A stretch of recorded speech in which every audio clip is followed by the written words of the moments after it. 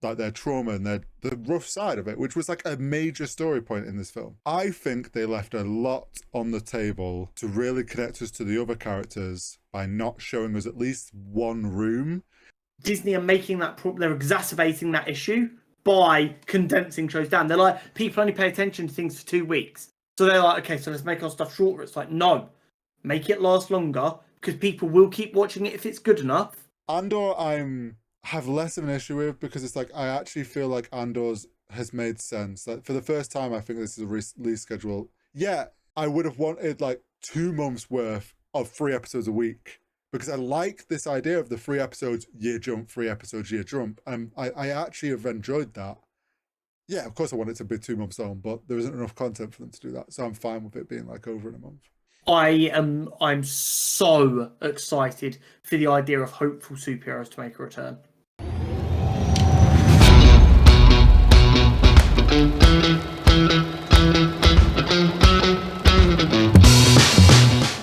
Hello and welcome back to Cutscene Combos. This is episode 160 and we have got a very, very busy episode this week.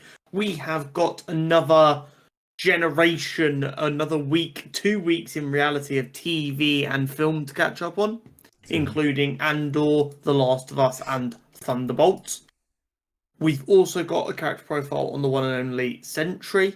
And as always, we have the Nerd News Network. But before all that good stuff, Horizontal, how has your week been?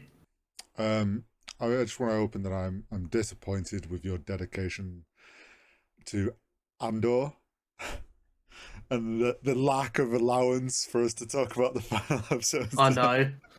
No, I'm joking. I didn't have the facilities.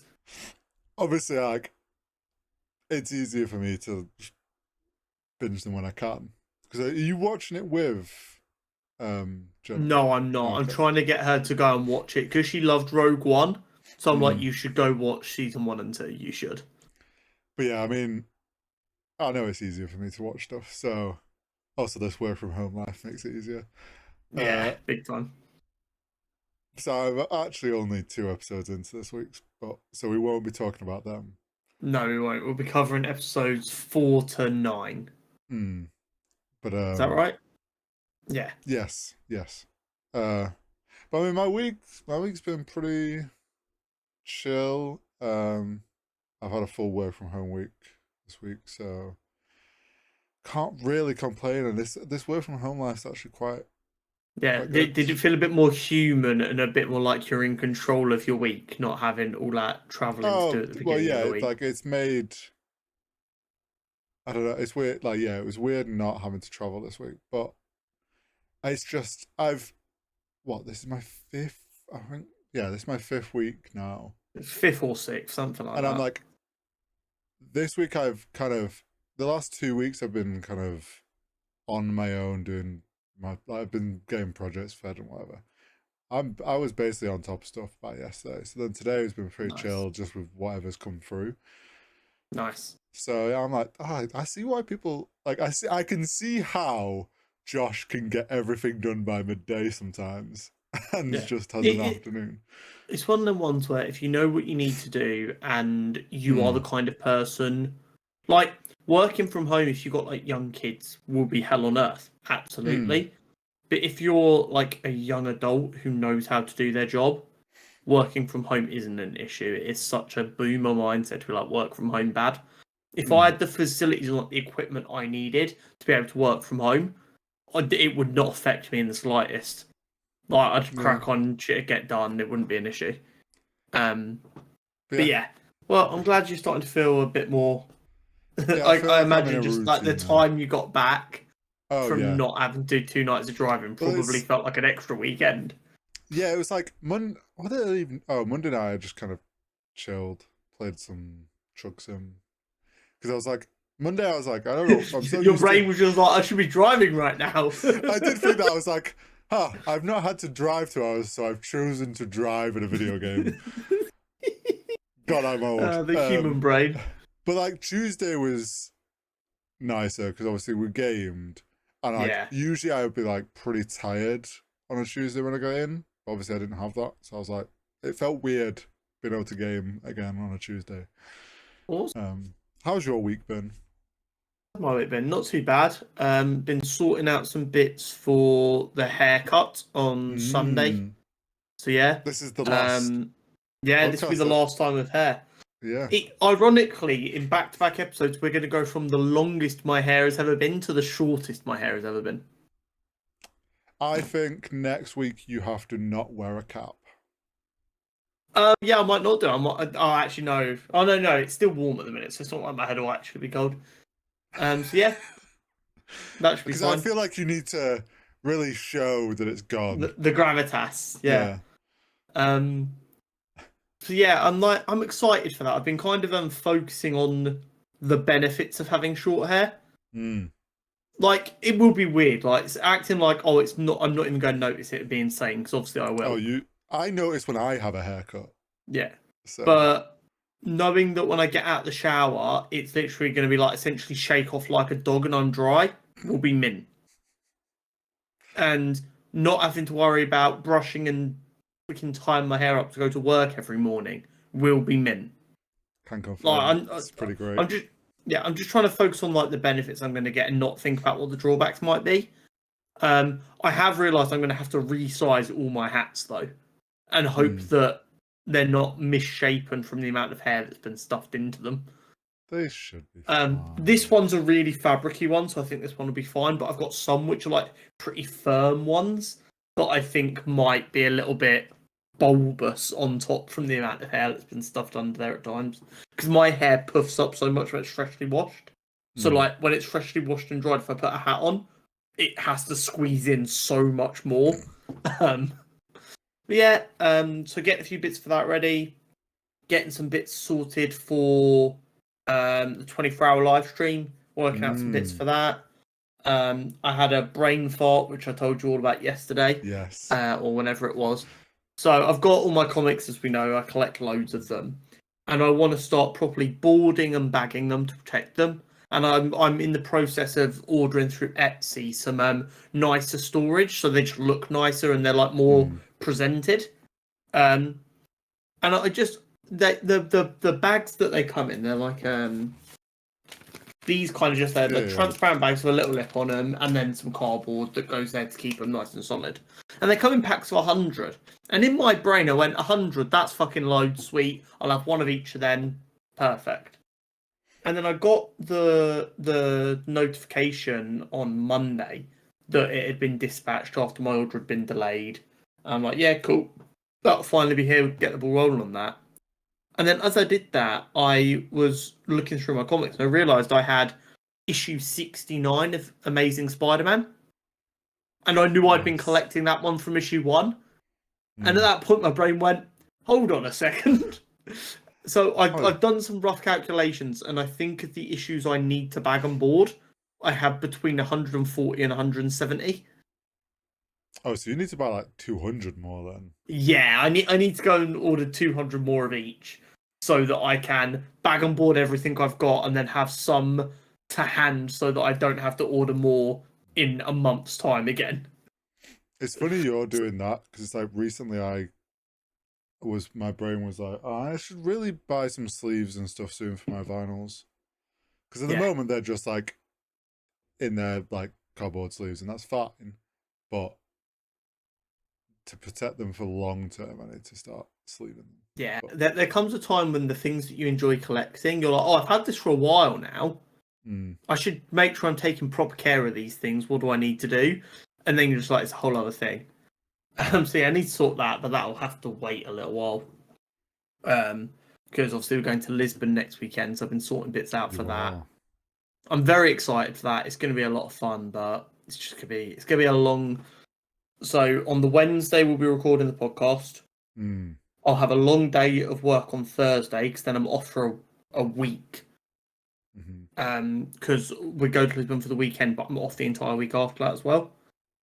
So I'll have to make sure I'm caught up on all my work that's pressing, do a bit of a handover for anyone who needs anything like that.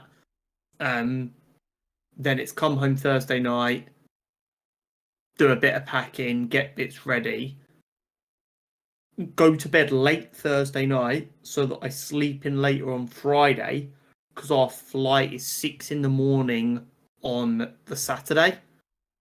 So we need to be leaving here at like 3, I think it is. So I'm the kind of person, if I can't get at least 2 hours sleep, it's pointless me going to bed.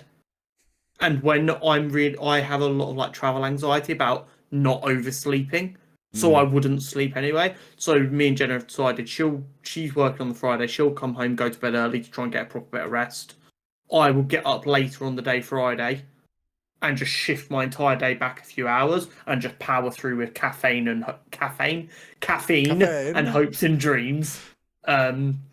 But yeah, so that Saturday is also the same day as the Champions League final. So while attending the Champions League final in Lisbon, I won't have realistically probably slept until in like 27 hours at that point.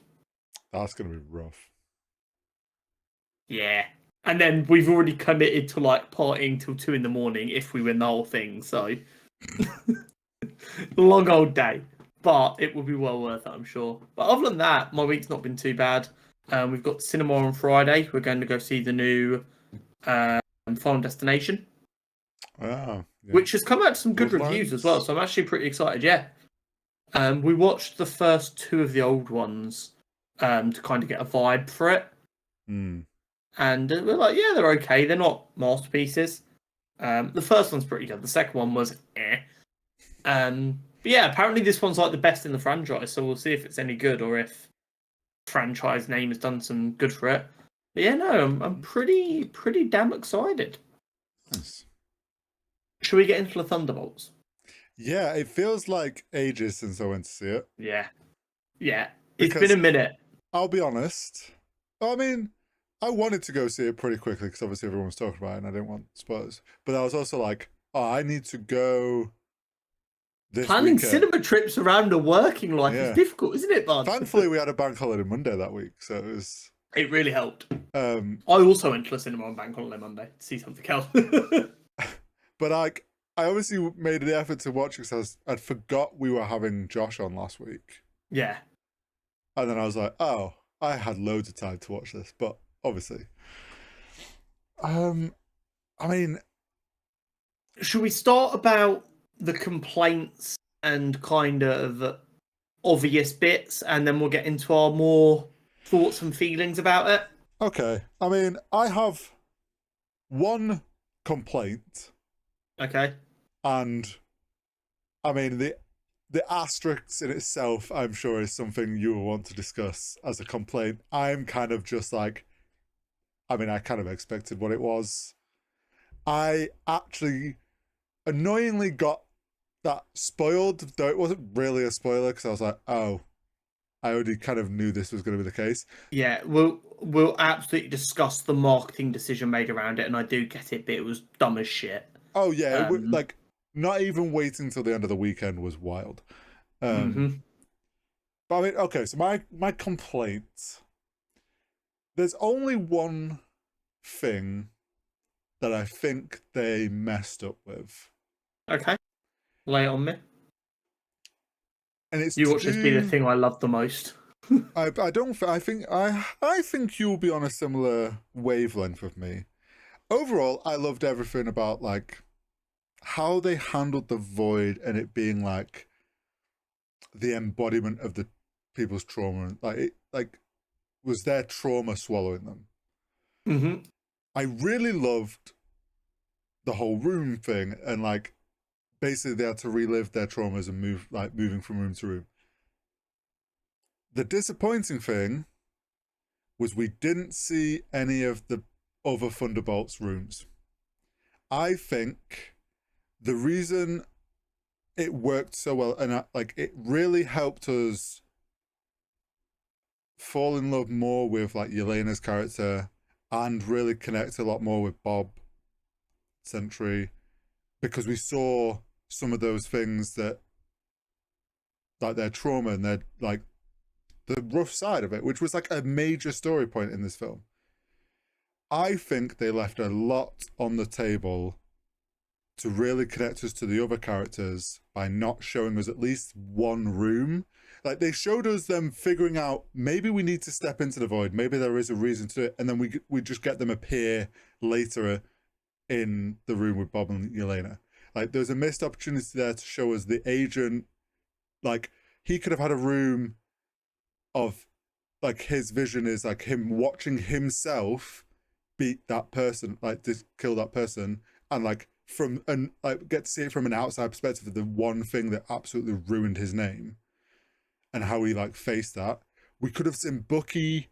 I would have loved to see Bucky end up in a room which is him facing himself as Winter Soldier, but like it's okay for him in a way. Like he finds it easy to deal with that because he did the whole stuff in Wakanda.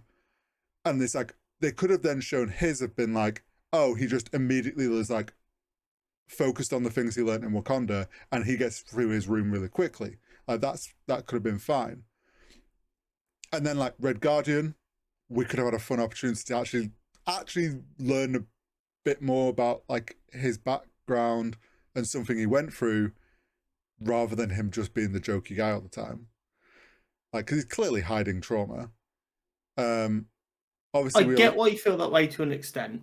I do slightly disagree, and I think they did film it, they said, and they had script written for it. Actually, they might not have filmed it. They had script written for that exact idea, and it didn't make the cut for whatever reason. I think it's a good thing it didn't make the cut, and I do have some reasons for that. Bucky's trauma doesn't need to be revisited. We've had 2 whole films and a TV show seeing Bucky working through his trauma. I get that. I think the only way I would have been okay with the equivalent of that for Bucky would have been if it would have been showing how far he's come through therapy and stuff to the point where he literally is like, I'm at peace with this. It can't get to me. Because that would have then been showing that you can overcome your demons. And it can be like, you have overcome them and beaten them. So I would have been okay with it being done that way. But actually revisiting his trauma, I think would have been rehashed. John Walker's we kind of already saw earlier in the film as they were leaving the... Because it's the same thing we saw with Yelena earlier. Yeah. In her first room was the thing we saw earlier. So I think that was their way of handling John's stuff. Although people won't really remember it, Ghost's stuff was handled in Ant-Man and the Wasp. Like, we saw a lot of her stuff. I know a lot of people won't remember that film, but we did see a lot of her trauma there. Red Guardian's the only other character I think we could have added something to. But I think the bigger reason in my head why you want to avoid doing too much of that is if you show everyone going through their own personal hell, that's the worst thing that person's gone through. What the internet will immediately start doing is picking on whoever had the easiest time of it.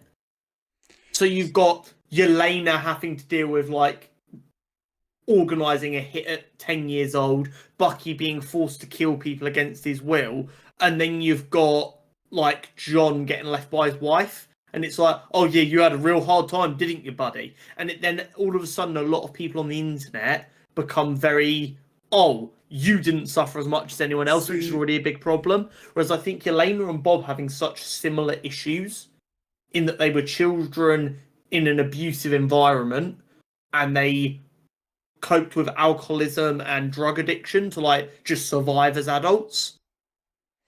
It made them feel more closely knitted together. I see why you would have liked it, but I do think there was a valid reason to not do it. See, I think there's more of a reason too, because it's like the bits I loved about that was when Yelena faced hers, and it's like we got to learn more about her. Then she goes into Bob's and helps him face his. You could have I'm not saying do it like we just jump between persons' trauma rooms. You could have started with the scene of them walking into the void and they're all like disappearing one by one. Start with Bucky, and like you say, like sort of what I was kind of leaning on is he's already knows how to handle it. He's put into a room of like an old Winter Soldier thing. He's like, oh, I've already faced this, and he immediately breezes through his room into, say, the agent's room or something, and finds him watching himself, and then he helps him get through his, and then they go into like the Red Guardian's room together, and that builds up to why they're all then together and enter into Bob's room, Yeah. because that also then helps you connect more with them, strengthening it as a team, because they Yeah. No, all I don't disagree with see you.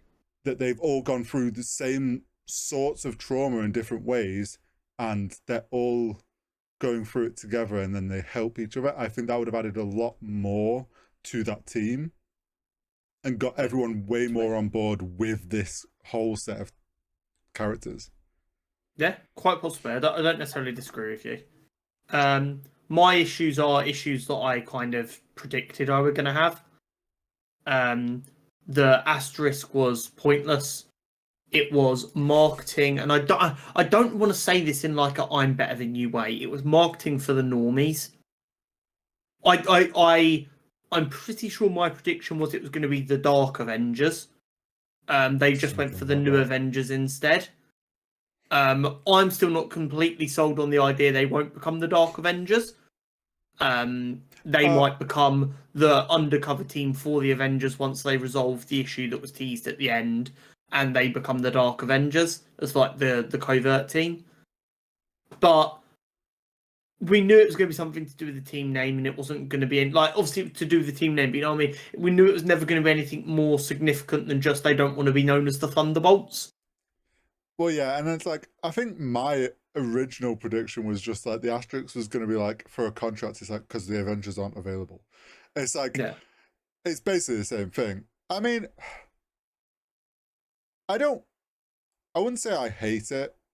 I get it. Like they're just playing around with this one, like you say, it's to do marketing, and it's a marketing like tool built into the films, and it's also is just giving them a thing to be able to play around and dance around for longer of who is the next Avengers, because that has been a question since Endgame of, and like obviously read in Captain America Brave New World, it was started, and we're like, oh, they're going to start building the new Avengers, and everyone for ages has been like, oh well, these new characters are obviously all going to be on it and whatnot. It's just to play into that. I honestly wouldn't be surprised if they all end up on the Avengers for like a period. Like there's some shit goes down. They all like, oh, we're all on the Avengers now. Then some of them leave, and like maybe they become Dark Avengers or whatever. Or some of them go back to being called the Thunderbolts as like I think yeah. Realistically, although I'm not happy with what they did, I do think it's probably the best payoff they could have done. I do think they managed to find the best of a bad bunch. I'm glad they went with it being it's the new Avengers, and now there's a copyright issue with Sam that, rather than them just going, they're the Avengers. Like, I like the idea that it's all playing into this idea of like trying to brand themselves as superheroes. Problem is, we know that like the next Avengers film is Doomsday, so it's not like if we didn't know, if we didn't have like as much foresight as what we have coming up, I would love the idea of getting another Civil War.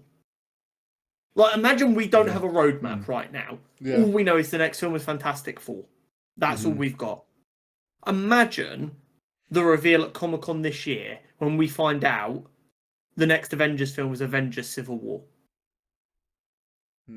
Because there's actually a story there. But instead, we know that realistically we're going to have both these Avengers teams being created, and then they're both going to put aside this beef they have about who the real Avengers are to work together to fight Doom. Probably eventually. I do think there will still be some head-to-head. And this is going to start jumping into like the end credits and stuff, like you've mentioned of Fantastic Four.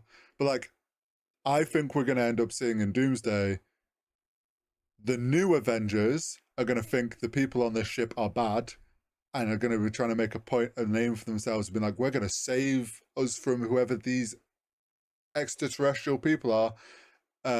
not believing whatever they have to say, and then it's the actual Avengers are going to be kind of fighting them on this, and then if something's going to happen that then like you said, they're all going to be on the same side and fighting against Doom.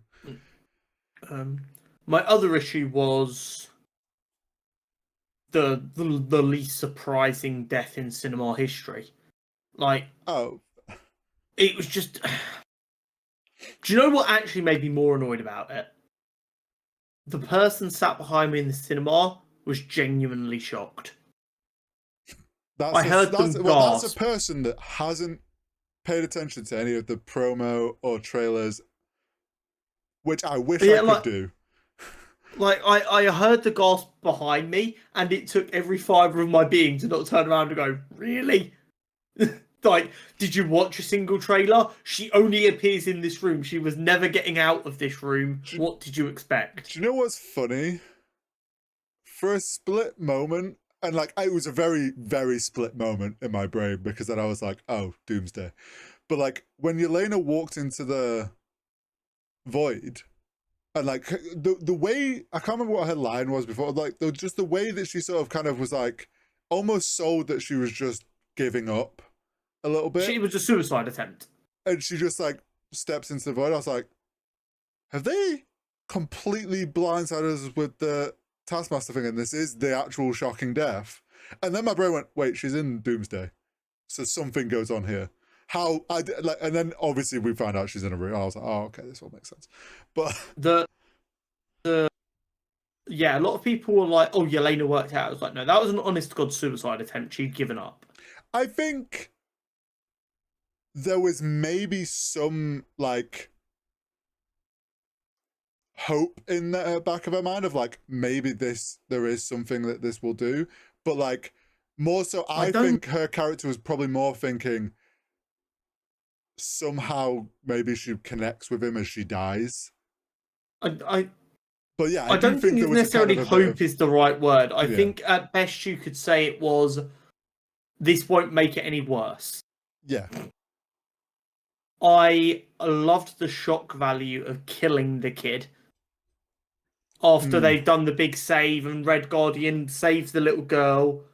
And she's like, thank you. And he's like, you're welcome. And then her just disappearing. Yeah. Genuine gasp throughout the cinema. It was like the air evacuated the room, and everyone was like, that was brilliant. Oh, to be fair, all the way the void was killing things, and genuinely terrifying. At first, when you're like, we have no idea how this is, I was just like, the fuck are they gonna do? Like, I genuinely was like, I don't see how they stop this. I was like, let's just hope Bob wakes the fuck up and like has an upper instead of a downer, because that's what he's on. Like, yeah, it was. Sentry as a whole, I think, was sold really well. They nailed the really good stuff perfectly. Everyone hated being a part of the team. No one wanted to be there. Everyone was just looking out for themselves. They're all selfish assholes. Yep. Bucky is trying to follow the rules and get stuff done, realizes he can't, forces these people to give him information. It leads to stuff and it snowballs. It's a proper hero's adventure. And you know what it goes back to? How I was talking about, do you remember Honor Among Thieves, the D&D film? Yep. I was like, the reason that film works, even though the stakes are this is the end of the world, is our heroes don't realise that they are fighting to save the world until they're literally in the final fight. Yeah. It's the exact same thing. They know they're working on something. They don't realise the scale of what they're fighting for until they're literally in the void. And they realise, okay, shit, we need to do this now. It's not even like they really, for the whole first part of that, they're just like, oh, we've been set up to be like cleaned up by Yelena. By Val. Val, sorry. And then it's like, oh, we're pissed off. We're now going to go find out what the fuck. And like, completely unaware that they have this random guy they just found is actually really fucking important. And then no one has any idea that he's then going to go full on evil and end of the world this shit. So like you say, exactly, it's like only when in the last moment do they go, oh shit, we've just accidentally let out someone who should not in them has not got the mental stability to have these sorts of powers, and now I get that no one's here. Like, we got to do something to try and stop this, because the ragtag team of misfits saving the world only works if they don't realize they're saving the world until literally the end of the film. They can't realize from like imagine if from the vault onwards they knew that, oh my god, we have to stop Bob, he's too dangerous, blah blah blah. It ruins everything because they're thinking, oh, this is the end of the world. That's not what they're thinking at all. They're trying to get out. They think Bob's dead. They're like, we need to get that bitch because she tried to kill us, and this is ridiculous. And it kind of builds from there, and that's why it works. It is absolutely one of the best MCU films. The cinematography, the direction, the soundtrack, the acting performances from Florence and Lewis Pullman and Sebastian Stan are all phenomenal. I think this is a sign that the effort and the thought is going back into it. And I think this is the first film we're seeing where the entire production is kind of post where everything went off the rails and they realigned. You remember 18 months, 2 years ago, they were like, we need to reassess what's happening here and work out what we're doing. I feel like this is the first production that everything has really happened after that. So in theory, we should be good now. I am a little bit worried about Doomsday and Secret Wars just because they've had to pivot on them so hard. They might not be able to make it work. But Fantastic Four, Spider-Man Brand New Day, stuff like that. Very confident about. Overall, I think the film's phenomenal. Oh yeah, I think the film was amazing. They did such a great job with it. It, like you say, it's the first of like Marvel film, I want to say, since like phase 1, where you've gone, oh, this doesn't just feel like cookie cutter MCU film, like same vibe, same whatever. Like, it's got its own personality and artistry to it a little bit. Some real emotional depth in it as well. Yeah, and I love that kind of in plain sight, but also sort of hidden a bit. But like, this whole film was just everyone has trauma, everyone has mental health struggles, and everyone does better when you help each other out. Like, that was like, for a superhero film, like the message there was all about mental health. They just hid it in superhero with good side, superhero who also has evil side that's kind of a bit based off his mental stability. Absolutely. My Letterboxd review for it was, on your worst day, all you need is a hug from people who care. That is what this film boils down to. Especially if it's Florence Pugh. Yeah. So even more so if it's Florence Pugh, in fact. In fact, even on your best day, you need a hug from Florence Pugh. But like, I loved that they had that messaging in there. Because a lot of the MCU, like, and we've always said it about comics, a lot of comics with and I hate using this word, but it's the word that will make the most sense with current trends. Comics are woke in the topics that they cover, and that's on purpose. I feel like the films kind of avoided that a lot of the times, at least through the end, like that middle phases. Superhero stories in general are woke as fuck, with a presence of like propaganda and military industrial complex. When they started becoming films and you need funding to fund all this shit, it has to lean a lot more heavily into the propaganda and military shit, because they're the people who write the big checks. So it doesn't make it okay. It doesn't mean they shouldn't have just accepted lower budget and made it work. But what it did mean was, especially as the MCU was getting bigger, Mm. the government were writing big checks to go, look, superheroes working with the government isn't bad. And we still managed to get stuff like Civil War sneak through, but it still end up in a place where they don't tackle the important stuff. This has felt like the first one in a long time where, honestly, kind of the last, like, in my head, obviously Civil War, but like the last MCU film where I'm like, oh, they kind of touched on a more of an actual, like, real life issue. It was like Tony with his alcoholism. Even then, that was soft as fuck. It was, but like they used to do it a bit at the beginning. Then they kind of. The Black Panther films were pretty good for touched on stuff that mattered. I'm going back in there just to see what we've forgotten here, because there can be bad films that tried something. But like a lot of them, big ones shied away from it. Whereas I think this is them showing that. I think, like you say, with the realignment, I do think we're going to see more of this, where they're like, no, we're going to do what comic book stories do. And like, maybe it's hidden in plain sight, but there is a deep message in these films like there is in comics. And if you want to call it woke, call it woke, because we don't care. But like, overall, I absolutely agree. I mean, we saw it from the marketing, and I was kind of hopeful from that, though they were like clearly going a different direction with this. It paid off. It came through. I think that's also shown with how many people have watched this film and gone, I finally actually give a shit about these characters now. Like, I actually care about the MCU again a little bit and what happens to these characters. I think this film couldn't have landed better. The film was great, so the people who just watch films to like for the art form were happy. The fans who are sometimes a bit picky resonated with it. I think this film came out at the perfect time, where not too much in the future is locked in yet. No. That allows them to go, right, people liked this. We don't have too much stuff that's locked in. Let's make sure we're remembering this.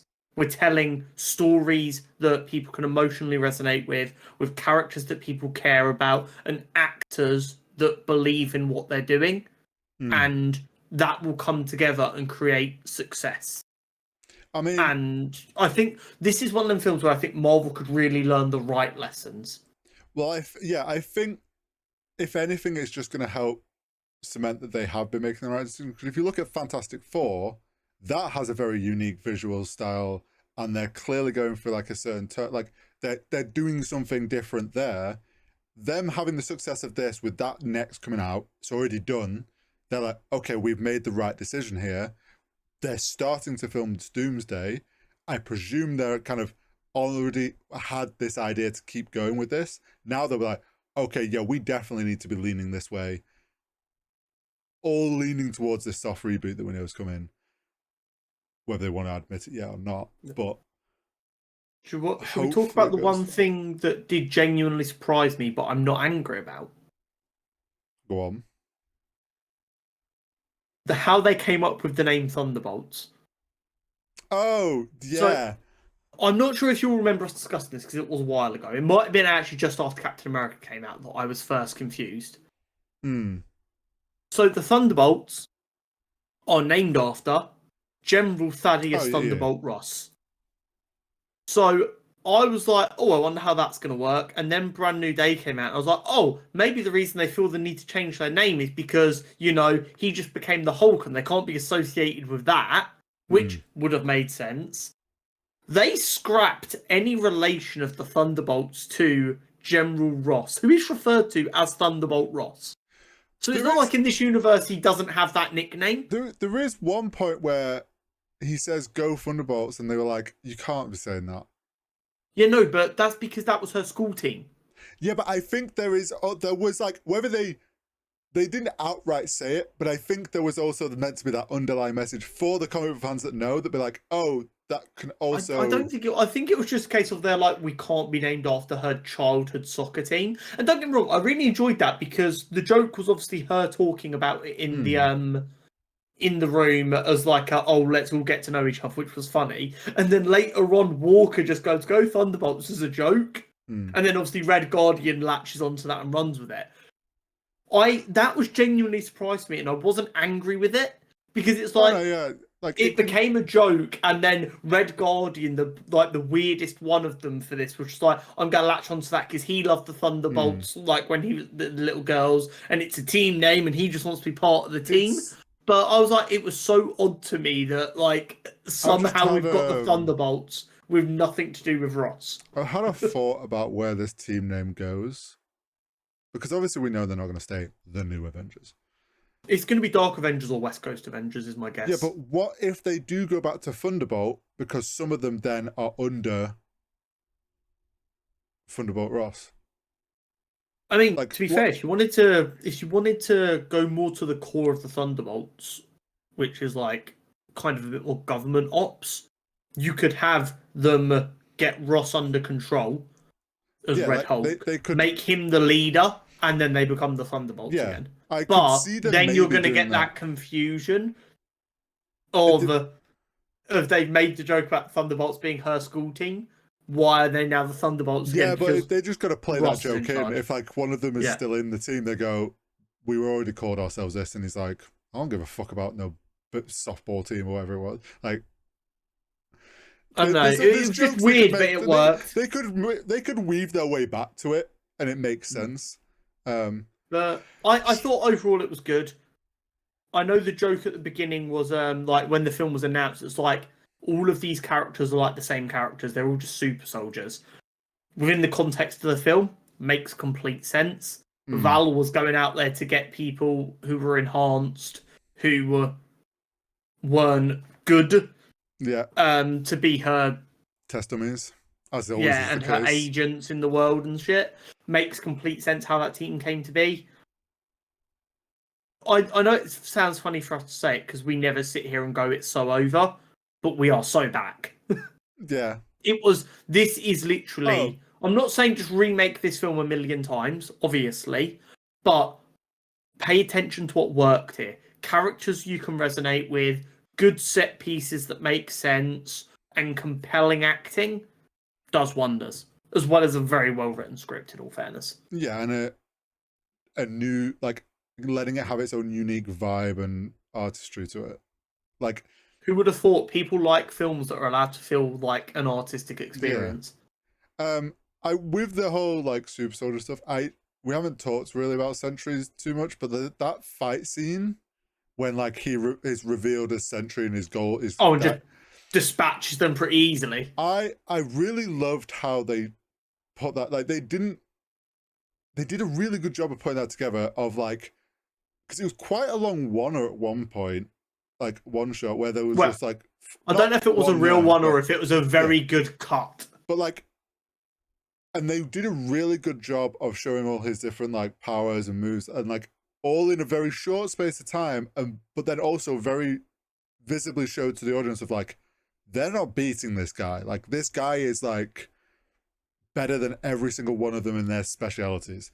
Like, I thought that was a really good, because in just Sentry, you're like, the people that don't know he's going to be the Void or haven't figured that out, like they're just a general person watching, they're like, holy shit, like he's really fucking powerful, and now he's going to be pinned as like this superhero under the like Val's control. This surely won't go wrong. How would anyone stop him if it did go wrong? And then they're like, well, now you're going to see what happens when it goes wrong. And he goes full void and evil, and you're like, oh, this is another level of what you thought he could do. And on a side tangent to that, which I forgot to mention, the design they went with for the Void. Oh, I loved how they did the visual effects for him. They just went, he is just going to literally be a void of darkness with pinpoint eyes. Just on occasion, like the light glints on his eyes correctly, so you see a little bit more of them. At like the right, obviously really cool. They did that at like moments where they needed that kind of a bit more of an emotional like connection to him. Phenomenal. Yeah, they did a great job with it. Like the marketing we briefly touched on, that getting rolled out on a Saturday when the film came out Thursday night, Friday. Mm-hmm. It came out Thursday night to Friday, and by Saturday they were already changing the posters to the New Avengers. Insane. Wild. Like, I get you have a marketing campaign, wait for the Monday.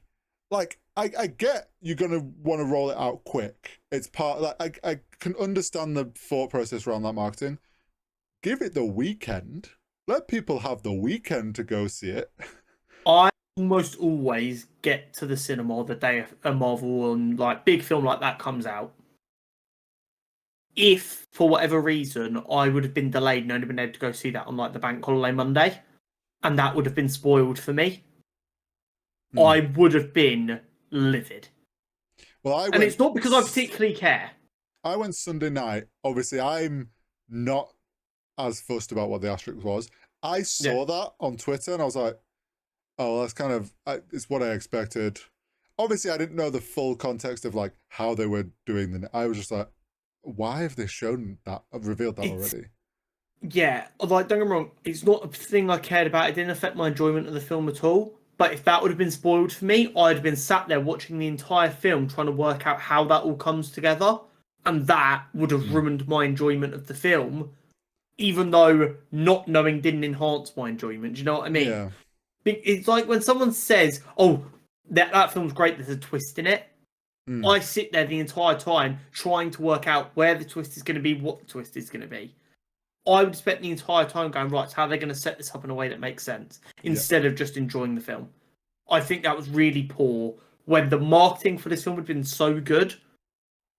Like, you could have, like, literally pulling the trigger a bit early on the final bit. Give it a week. So I get not giving it a week because they've clearly come up with a whole marketing campaign of that poster set up into the Stitch. Have you seen that? Where he's bursting out of the, like, so they've obviously, just Disney have come up with a marketing campaign for these two films back to back. I get like they have timelines for that stuff, like, but yeah, at least wait till like Monday, so then it has like the week to be the new thing, and then Stitch came in at the end of the week. But I think spoiling something like that, which is the culmination of the film, it also shows they didn't feel any weight behind it either. Yeah, weird, really weird. Another nitpicky thing that obviously you'd prepared me for was the post-credits thing of being like, don't. I haven't told my story about this. I'll do that in a minute. Yeah. Do you know what's funny? I haven't told you this. I still managed to spoil it for myself because I was like, credits are rolling. Like, and I was just like, okay, I'm just gonna go on my phone or something because like lights are on in the way. I was like, okay, we've had the first one, which was like the usual goofy, the Wheaties one, which I really enjoyed. I thought that was good. Yeah, and then it's like I'm just like all the like main credits. I was like, I'm just not gonna read anything because I'm presuming it's a name or like something. Like I was just like, I'm just gonna not even look at the screen properly, not paying attention. I can tell it's getting to the end. I glance and it's the music one, and I see that it's the fantastic. I was like, oh, fuck.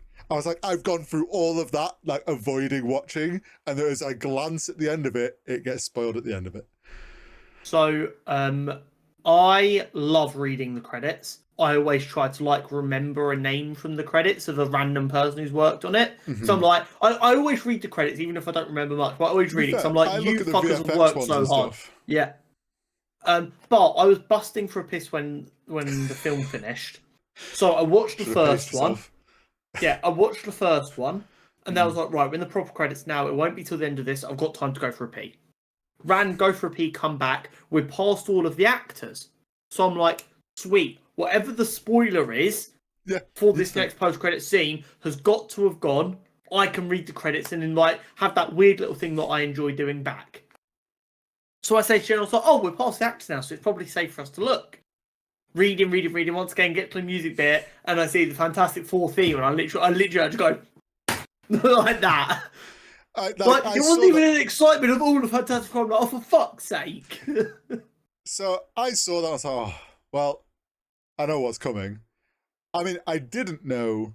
I was presuming we were going to get some clip from from their universe. I will say, because like I've seen some people be annoyed by this post-credit scene, and I get it, and I kind of am a little bit on their side, that it does ruin the outcome of the Fantastic Four film before it's even come out. Yeah, my prediction of where their universe definitely loses and they have to escape is looking very likely. Yeah.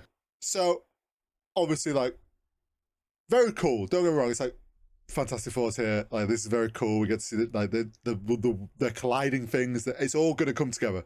Very cool knowing that's coming.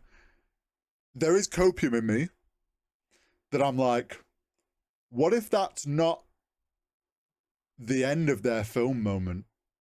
What if that's like partway through, they get lost here for a bit and then go back? So what if like that is how they do it? Yeah.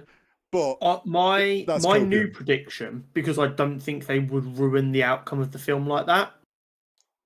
So my kind of copium but updated prediction is they do a bit of multiverse travel to work out how to beat Galactus, and that triggers an incursion.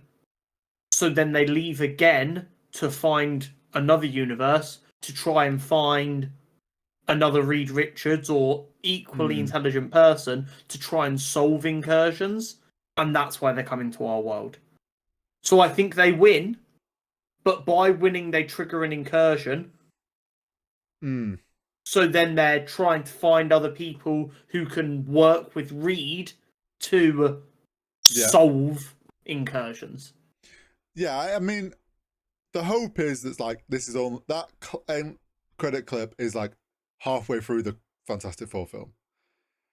The sad thing will be is if that is literally as the Fantastic Four film ends, you go, oh, this is what this lines up with the post-credit scene. Yeah, like, well, they're escaping on a ship with a bunch of children, and that's it. You've just ruined like why like one of the most anticipated films in a while, and then you've gone and done that. Like, there's I just hope.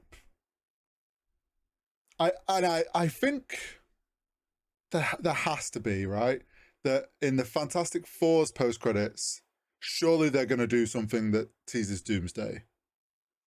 Assume so, logically. My logical thinking is RDJ's known for a while he's going to be playing Doom. They've had that set up for a while before they'd got all these other actors locked in. They very easily will have filmed a little thing with like just showing him in costume, and that will be the tease. Because we've got Fantastic Four in like 2 months' time. Yeah. Then it's Doomsday, Spider-Man, Avengers: Secret War. I think they are our next 4 films. Unless they slot something in. Unless there is something in between, something else between Spider-Man and Secret War. I'm pretty sure that's all we've got left until the soft reboot.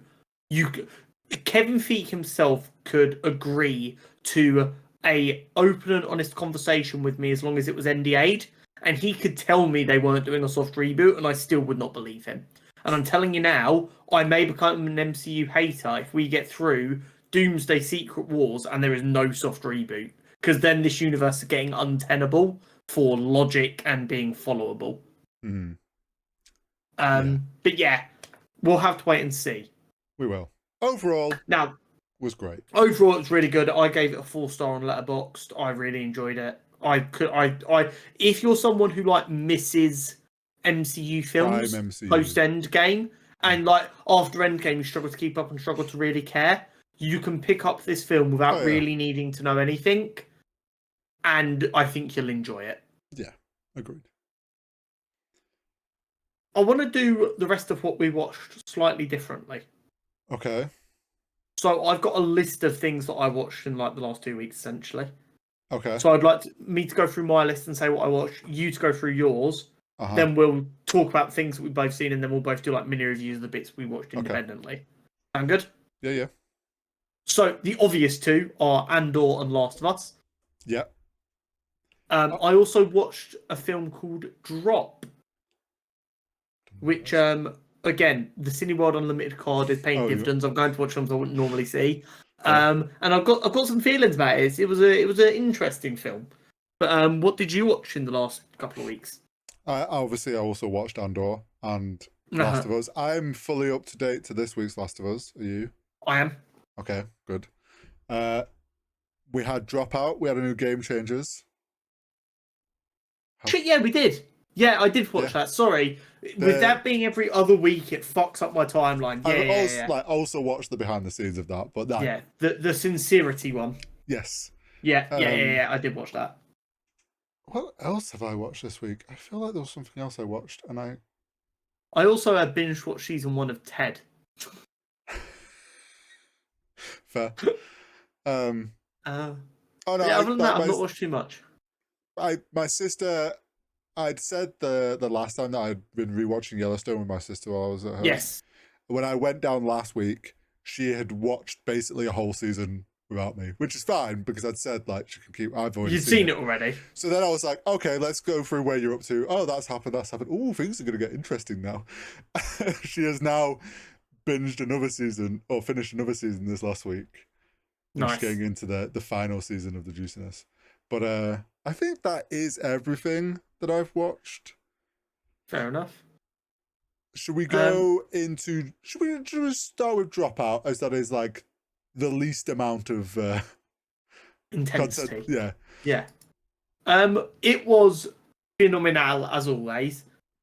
If Game Changer does not get nominated for some serious fucking awards this year, there will be violent thoughts on my mind. If I think they should win Best Comedy, like The Bear. But like, no, Like, you're not wrong. Especially in like the game show category. Like most awards have a game show category, which is such a dull and boring category with nothing fun in there. And you've got Game Changer, which is just the most obvious should be winning that category. Like I said it the last week when we'd had the second, I was like, somehow they've done it again. This third week, I'm like, this was another phenomenal idea, like premise for a game. There has been we both love Game Changers. I've loved it. There's definitely some seasons have like 2 or 3 episodes where I'm like, don't really vibe with this idea, or like I just didn't enjoy it as much. Completely fine with both. The amount of concepts they rotate, there are going to be some concepts that you're like, that one was not for me. So far though, I'm like, they're just nailing like whatever. They were like, bigger set, we're gonna step this up and get like they're just like they're coming with the peak ideas this season. Like the idea, to steal a baseball idiom, they're batting 1,000. It's insane. The idea of making comedians have to do no bits is great.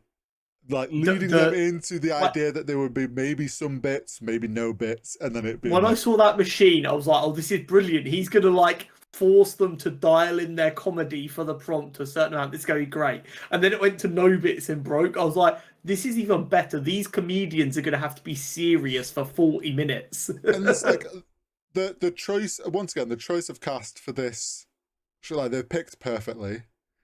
They all absolutely ate with the poetry, with the freestyle raps, with the dance at the end. The in the Joker costumes doing that dance to was Kiss one of the Rose. creepiest and funniest things I think I've ever seen. Have you watched the behind the scenes for it?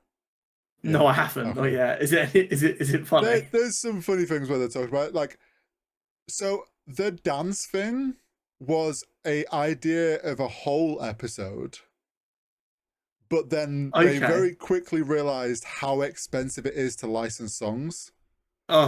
So it just was like, it kind of never made it off the cutting room floor because it's like, we just can't afford this. And then they're like, well, we can afford one song. And you know, in the episode they say, Sam's like, paying for the song is the same amount to use it twice. That's a lie. It cost exactly double. No. So like the cost of it using it once, it was the exact same cost again to use it again later.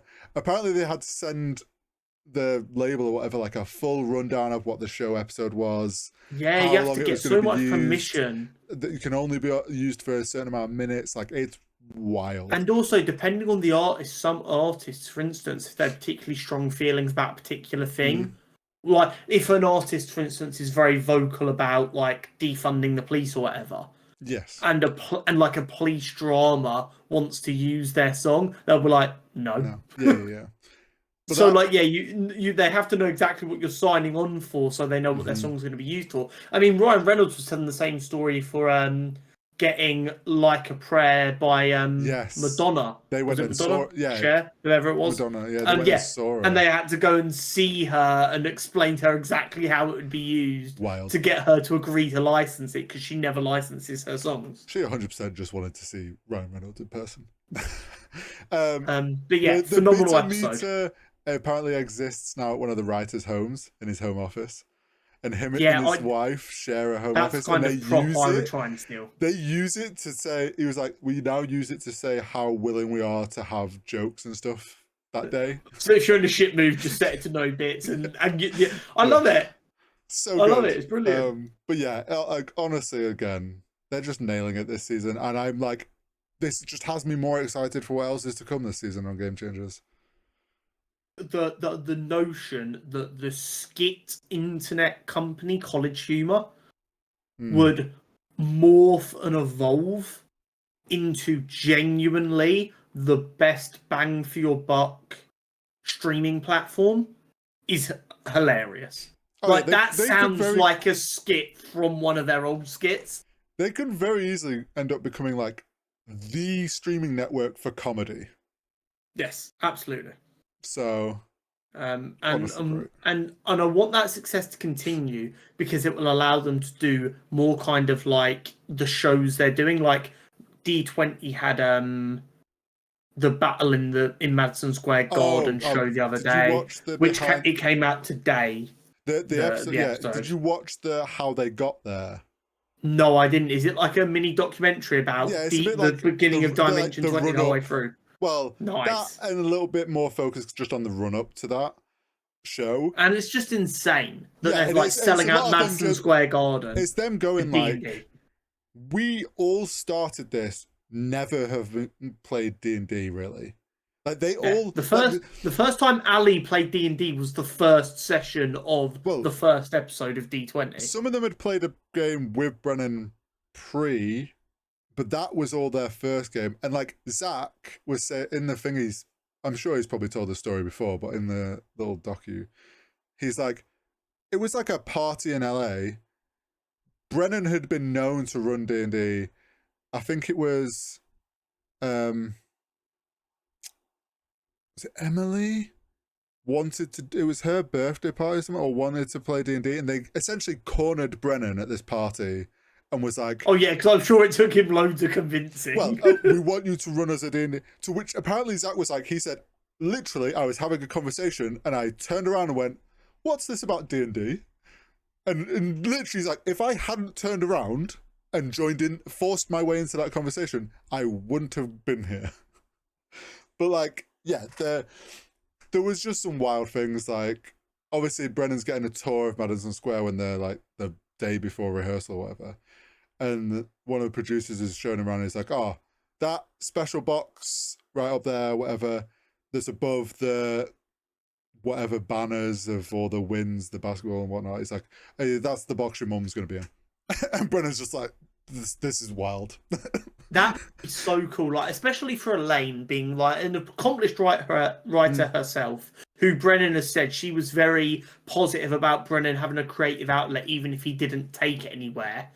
It must be so cool for her to be like, I'm an accomplished writer, I'm proud of my career, and me forcing my son to do this stuff just so he had an outlet, turning into this is just, like, it must be just so much fun as a parent. The idea of a D&D show selling out Madison Square Garden is just absurd. Yeah. Absurd. There are musical artists who would give their fucking life to play a sold out Madison Square Garden, and you got a bunch of nerds rolling dice selling it out like it's nothing. Is crazy. It's definitely worth a watch, that little behind the scenes. Yeah, it's good. So yeah, Dropout, absolute goat, game changer, doesn't miss, and I cannot wait for a new episode this Monday. Yes. But before we get into Andor and The Last of Us, should we do our individual bits that we watched, if there was any, or is it just me with Drop? I think it's just you with Drop. So Drop is a Or does it count as a horror? I think it probably does count as a horror, but it's not a gruesome horror. It's a bit more psychological. Okay. Concept is a woman has survived an abusive relationship. Mm-hmm. She's finally ready to go out on a date again after what looks like a couple of years. Right. With this person she's been talking to online for a long, long time. Her child is being left at home with her sister, and she's going to go out and have a nice time. Mm. She gets there early, they sit down, they're having dinner, and she starts getting not airdropped, but airdropped messages. Right.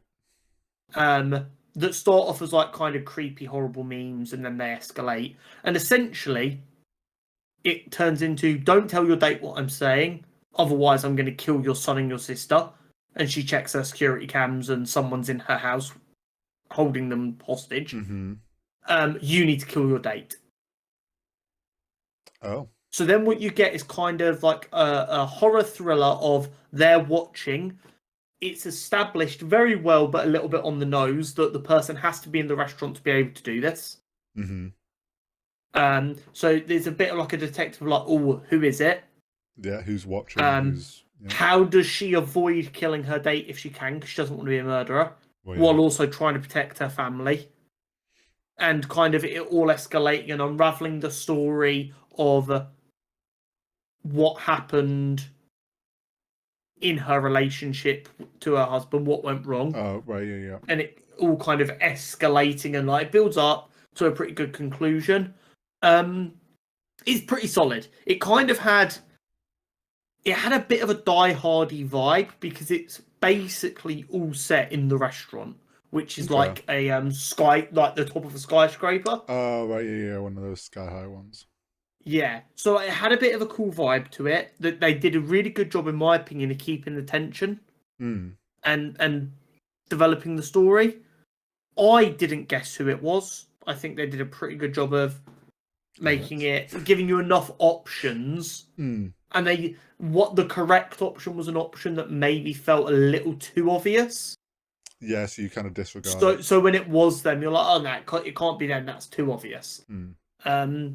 Or at least in my opinion, I thought it was really fun. It's definitely worth a watch if you spot it on a streaming service or anything like that. Yeah, I think it's absolutely worth a watch for like a fun kind of Saturday night after a long week with a pizza and a drink. I think it's definitely that kind of film.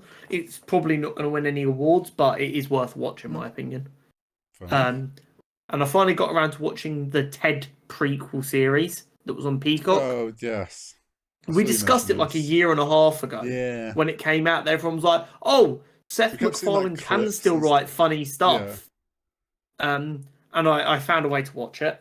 So I decided I'd give it a watch. And fuck, man. There's no secret to anyone who's watched like more than maybe 3 episodes of this podcast. I'm a sucker for Family Guy. It's my style of comedy. This show really does feel like some peak Family Guy moments. Like, there are moments in every episode where they do that very Family Guy thing of going off on a tangent and like the main character focusing on the completely wrong thing. And it's just so funny. I really, really enjoyed it. I'm hoping we get a second season of it at some point, because I really enjoyed it.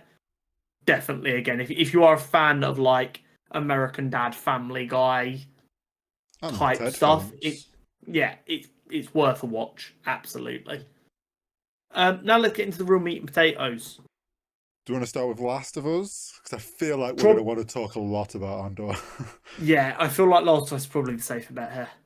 So, we've had 2 episodes. Yeah. I'm trying to remember what happened last week. I think the end of the last episode we watched was them deciding to leave. Yeah, and they are... Yes. Did they arrived at the outskirts of Seattle? I don't think they had. Oh, maybe I think like 3 episodes. No, this was episode 5. Joel died in episode 2. Episode 3 was them in the camp still deciding if they were allowed to leave. Yeah, and at the end they left. Yeah. So at the end of episode 3 they decided to leave. So we've got the 2 episodes. Seattle. Maybe. I thought that was the beginning of episode 4. Because they saw Seattle and were like, oh, it's empty. and then we Oh get yeah, the no, reveal you of are right. there's an army in there. Yeah. Yeah, because then yes, we talked about it with Josh last week. Oh The yeah, of ep- course we did. the episode was we had them in the like they were in the ended up in the music shop. We got the guitar scene. They were figuring out their way into Seattle. They Yeah. made their way to the watchtower, Mm-hmm. found Scar. I think that's what they're called, aren't they? Yeah, the Scars. scarf. Uh, had attacked some of the wolf lot and disemboweled them. Yeah. We're gonna jump around a lot because it's been a Mm. few weeks. The fucking execution scene in this week's Oh, episode yeah. Basically, us was going, oh, that's what they did to them in the tower. fucking brutal. I have never seen such a lazy and gruesome execution. To just have like a mini scythe or whatever that's called, poke it into their stomach and get like your underlings to reef them up so that you don't have to do anything to disembowel this person. Also shows Is how sharp that thing was. It's so Mm-hmm. diabolically evil and twisted and phenomenal at the same time. Oh, yeah. Do you know how much it takes as someone who grew up on video games and like all that gruesome shit for me to go, oh fuck yeah, like that's impressive. The also that episode last week when they end up in the tower, obviously get caught, all that shit goes down. Then they flee to the subway and shit goes south real quick. Mm-hmm. To which Yeah. then Ellie does the whole shoves her arm and gets bit on purpose. I was like so on edge because I was like, you explain this as quick as possible because otherwise you're gonna get shot. Like that whole bit, like reveal of them and that having to be explained, so well done. Obviously, like Yeah. neither of us have played the games, so all this stuff is so new to us. There was a real element of, oh my god, Ellie, I know you're fine. Yeah. You need to remember she doesn't, because right now you're living on the fact that she cares about you, so she's reluctant to kill you even though she knows she has to, or she thinks she has to right now. Exactly. You need to very quickly explain to her before that expires and she realizes she should put you down. Remember, quickly. Because if that had just been someone she bumped into randomly, they would have just pulled the trigger instantly. It's like, thank you, but fortunately, she didn't want to pull the trigger. She wanted to shout at her for killing herself for her, essentially. Yeah. And then obviously like the whole pregnancy reveal. Yeah, I worked that out straight away. The second they were in the pharmacy and she was like, yeah, I'll be there in a second, and we see her grab something, I'm like, pregnancy test? I was like, it was that, or I was like, I'm trying to think what else there could have been that she'd spotted. But yeah, it was obviously she was hiding something. But yeah, I did enjoy like the pulling out 5 pregnancy tests. Yeah, she's like, yes, oh, well, sure. it's old. It might not have worked. So she's like, yeah, but what about this one? And this one? And this one? And it's like, okay, yeah, at 5, I think you can kind of go, they can't all have been bad. Yeah. How many false positives can you get? Yeah. Then this week, we kind of go into we get some... Oh, we also got reveal on the wolf and how they started, and that guy that was torturing the Scar. Brutal. Like his whole little speech about like he used to cook and like these are the creme de la creme of pans, and he's like, this is not how I ever thought I'd actually own one, and he's heating it up to use it as a torture device. To that Scar guy being an absolute badass when he's burnt him once and then he goes to burn him again, he thinks he's gonna flinch and he's just already holding his hand out like, do it, I ain't gonna tell you anything. Religious zealotry in any kind of post-apocalyptic world always fucks so incredibly hard, because they are like, the world is already a shambles, so people who have that devout a faith in a world that's this fucked cannot be trifled with, because they genuinely believe that God is on their side. And if you can think God is on your side when the world is destroyed by zombies, you are going to believe win. in whoever this mother is that Yeah. clearly probably was just a normal person who just did manipulated something the fuck out of some simple people. Yeah, to survive, and like now they think she's a god. She probably should do like basic medicine or some shit. Who knows? But the whole Scott, like their whole little war they've got going on, I think is really cool. And then you've just got these two just like infiltrating their way in. This week, Just trying to get revenge. I was like, so they're working out a plan to get forward, aren't they? Yeah. And there's this building, and I don't know if you were also struggling like I was at first, but like, what the fuck is in this building that isn't coming out, but they won't go anywhere fucking near? In my head, my guess at first was maybe there's a brute in there, like one of the big fuckers that were armored like, as fuck. What if there's just one of them? Like it's just kind of big chilling. Yeah, big chilling because it just can't be asked going anywhere. It's just chills in there. I was not quite prepared for like multiple of the smart ones. I thought they were genuinely rare. Terrifying. Oh yeah, I thought they were going to be rare, and it's like, oh, there's one. They know how to handle this. Then there's like a second, and they just start propping up, and I was like, oh, they're fucked. They're so. It was when Ellie told her to go hide in the cage thing to protect herself, and obviously it's going bad for Ellie, and you see them start ripping the cage open because they know to target the joints. I'm like, that is beyond terrifying. Because here's the thing, right?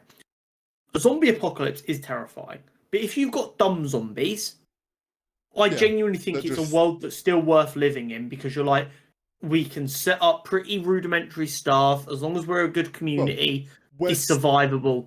We're still the alpha prey. Exactly. Intelligence is why humans ended up being the top of the food chain anyway. Mm-hmm. So as long as we're still smarter, it's not a problem. These things that don't feel pain, don't get tired and all that, working out how to like mimic voices, and they have worked out to like target the weak points and shit. Yeah, and they is genuinely terrifying. They wait for your back to be like, yeah. You bite a bullet. Fucking horrifying. I was not ready for boyfriend or ex-boyfriend, and obviously I forget his name. Baby daddy. To rock up. He obviously doesn't know yet, which is going to be interesting. Oh, this mini love triangle we're going to get of Dina and Ellie being all happy and in love, and then baby daddy rocking up is going to be hilarious. Yeah. Tommy being somewhere else, because obviously in the game isn't it Tommy that goes with Ellie? I don't know. No, it might have only been Tommy with the Joel thing. I think it might have been Tommy with the Joel thing that they changed slightly. But anyway, I wasn't ready for them to show up, which was pretty fucking sick. Then when they ran into the park and they were like, we don't go in there, I was like, oh fuck, there's going to be more of these. Like, what's in there? Yeah, I was like, there's going to be more of these smart ones, and now they're in fucking a jungle essentially. You're fucked even more. I wasn't ready for that. The place the locals are scared of is never a place you want to be. No, was not ready for that to be the Scar like territory. And then it makes sense because it's like, oh, they're meant to be on a ceasefire with them, but there's clearly that's got broken recently or something. Mm-hmm. To which then they stumble across them doing that like murder, whatever you want to call it, ritual, execution or whatever the fuck it was. Which we talked about earlier. Obviously, they then get split up. Dina takes an arrow to the knee. She's not going to be adventuring anymore. I was an adventurer like you when I was younger. And Ellie runs off as a distraction. Her finding her way to the hospital. We've had this set up earlier in the episode that the basement is now full of spores. It's airborne. So we're like, I'm sure you were like me, it was like, oh my god, spores, this is terrifying. So apparently spores did exist in the first game. Okay. They decided not to use it in the first series because they thought it would make the story too difficult to tell. And it seems like they realised the taking down of the first crony from the second game wouldn't be able to work without spores, so they've had to add them in again. Makes sense. I mean, I think it works. Like they're not doing it in first season, has allowed them this like slow build up of like more and more dangerous versions of Yes. these zombies, and the spores is just like a, oh shit, this is airborne now, has led to, in my opinion, one of the most badass ways to catch someone. Of like, we've had the setup that this basement's full of spores. We then obviously get her ambush the Nora, who then she chases down the hallway, and you suddenly realize, oh, that's the barricaded door. We know where this is going. And Ellie is immune, and her walking around the corner to the girl, like slowly dying and choking on these spores, it's like infecting her. And she's like, you're an idiot, you've killed us both. And Ellie just being like, are you sure about that? To her realization of, she's not coughing and spluttering like me. Oh my god, she's the godchild that we thought didn't exist. Yeah. It wasn't a lie.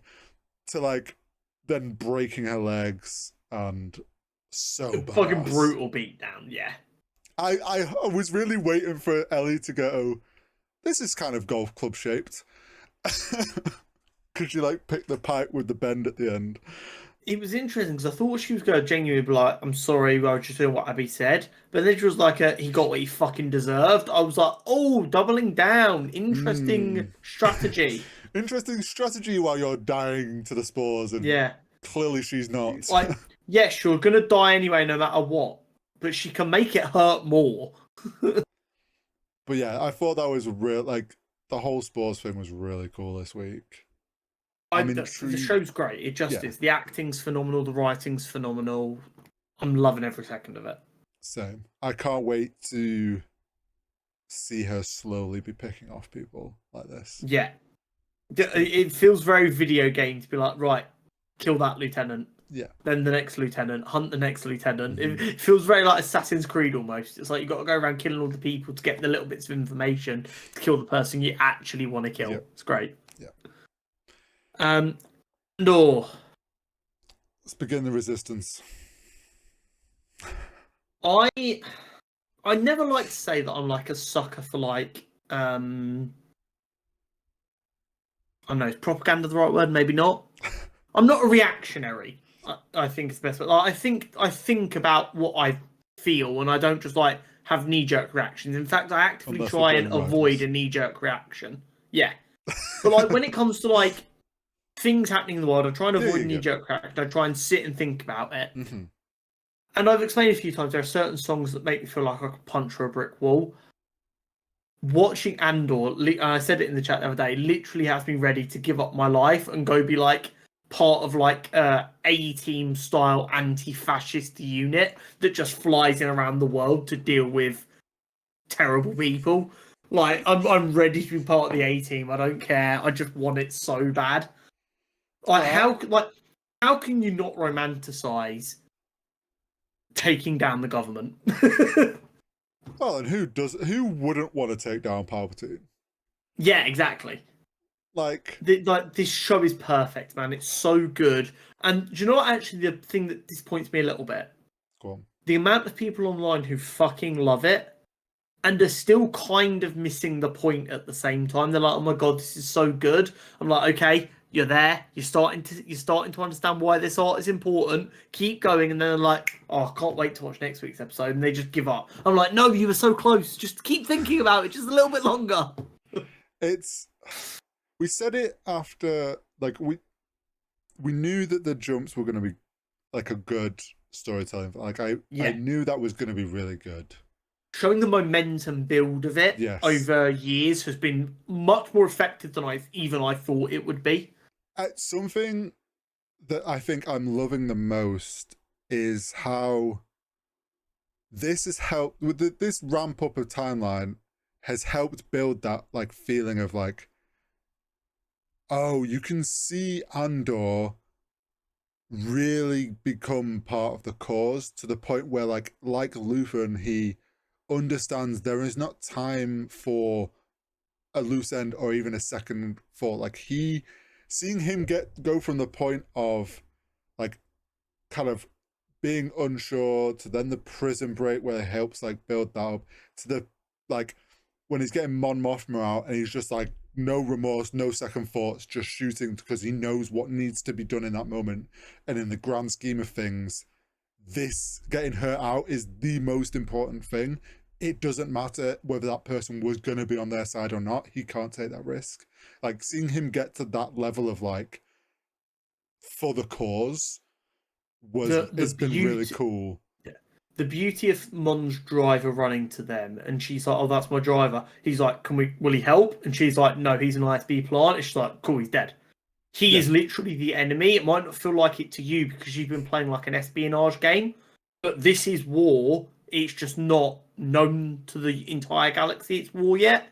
He's an enemy soldier. He's got to go. I don't care. We've got shit to do. I loved as well, like, we've obviously known this build-up for Mon's story has been coming. I'm trying to, like, well, before we get to that, the Gorman Massacre. We've had that build-up. So we've known the Gorman Massacre was happening this season. Yeah. Seeing Gorman over 2 years as well. So when they first arrive and start building.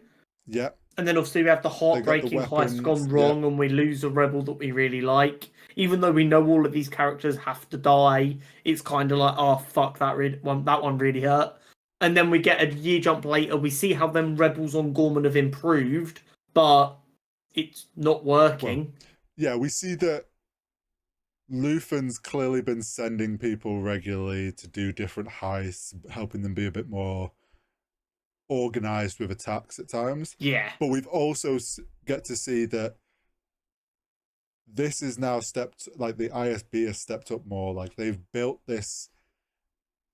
kept building up this like, oh, there's now troops there a lot. Like there's clearly a bigger presence of like trying to control things and this message being pushed of like the Gormans are rebelling. Yeah. And then also, sorry, to just before I get confused as well, we also saw between the first 3 episodes where they said about setting up in Gorman to the second 3 episodes once they're already there that his mother, the fucking ISB rat face boy, his mother was falling victim to the propaganda they were talking about in the first 3 episodes. Yes, and he was like you know, I never trusted them, and he's like, no, you did. You never cared about them, and now you hate them. And him playing into it, but then we also knew that like Cyril didn't know exactly what was going on, and we got to see the fallout of that. The whole build up of Gorman into the false flag was so well written and put together because you can feel it building and building, and you know it's about to like there's just a spark waiting for it to go off. And I think absolute powder keg. The cherry on top of that episode of the Gorman Massacre, when it all kicks off, is the final moment when like Cyril spots Andor from across the crowd, where he's just been frozen in place of like, what have I helped cause? Like, I have done something that I didn't know I was playing a part in. He's like kind of frozen with his like knowing he's done wrong, but doesn't really know which side he's on anymore. So then he sees Andor and this person that he's hunted his entire career at this point beelines it for him, completely accidentally, unknowingly stops him killing his girlfriend. To it all coming to a point of he's going to a point and Andor goes, "Who even are you?"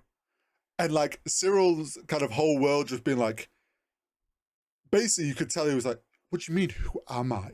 You ruined my life and I've hunted you. How do you not know who I am?" Yeah. Whereas to him, he is like, he knows who Andor is and he's obsessed with him. I loved that the Gorman older man then shot him is like his revenge to what Cyril did to their people. Yeah. What I will say is, up until like episode 9 was the Gorman Massacre, wasn't it? Episode 8 was the Gorman Massacre. Yes. up until that point, there was one little bit that was kind of bugging me. Rebellions throughout like real history have always had an element of art to them, right? Mm. Because fascism hates any expression, and as a result, an easy way of rebellion was always art and music and Mm-hmm. dancing and singing. And I was like, it's a little bit weird that we're not getting much kind of music coming out of this. Mm. So to hear all the Gormans in the square linking arms and singing, Doing their national anthem. yeah, it felt really real. They did an amazing job with this sort of sound mix on that, of like the way they built it up for the viewer, like you say, like it really suddenly grounded that situation of, this is just a bunch of people that are unhappy with how they're being treated on their own home planet, and they are just doing a peaceful protest for the most part. Yeah. Yes, some of them are armed and ready because they're at that point where they have had they've An been, empire's not to be yeah. trusted. And then it like they're all that build up of them all doing a national anthem, sort of like to set that calm moment, and then it all just goes to shit, was And it was so all well done. completely fabricated by the ISB, shot one of their own Mm-hmm. people to allow them to just open fire. Yeah.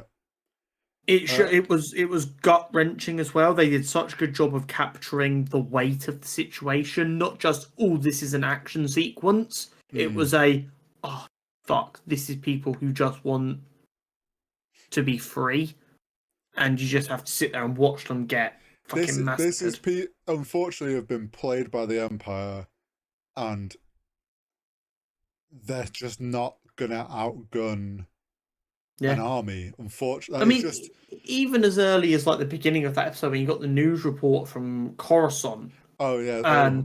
just like, and they're getting so violent and aggressive, and they're just there linking arms, just singing, essentially Mm-hmm. going, "We won't be silenced." It's like it's insane, and like I'm not saying we shouldn't believe anything we see anywhere in the real world, but there is an element of healthy skepticism.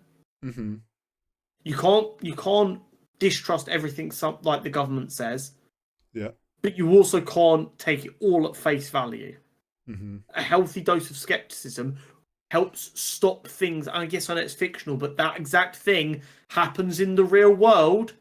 Mm. A healthy dose of skepticism makes it a lot easier to go, right, is that the truth? Does that make sense? Oh, I just made me think, the clerk in the hotel when Cassian's leaving, who remembers him the first time, and is also, we had that kind of seed sown where he talked about how his dad was in that original massacre, and Yeah. like he has a We connection to knew, it. yeah, we knew from 4, 5, and 6 that he was sensitive to the cause, whether he was involved or not. Mm-hmm. And like that, them choosing to give him the line of rebellions are built on hope, knowing that that line then goes from Cassian to, I forget who he says it to, and then that line ends up being used again in the original trilogy. Like, obviously this has all been worked backwards, but like the thought to do that is so good with the writing. A Obviously we lot of get, this show to me, although it focuses on like Cassian and other supporting cast, a recurring theme is one person being willing to like stand up to mm, the big bully essentially can create a lasting ripple effect that will make change. yeah. And we've seen that like in every batch of 3 episodes, there is always one person who goes, no, this isn't right, and they're Mm-hmm. willing to risk their own life to try and move the needle into the right direction.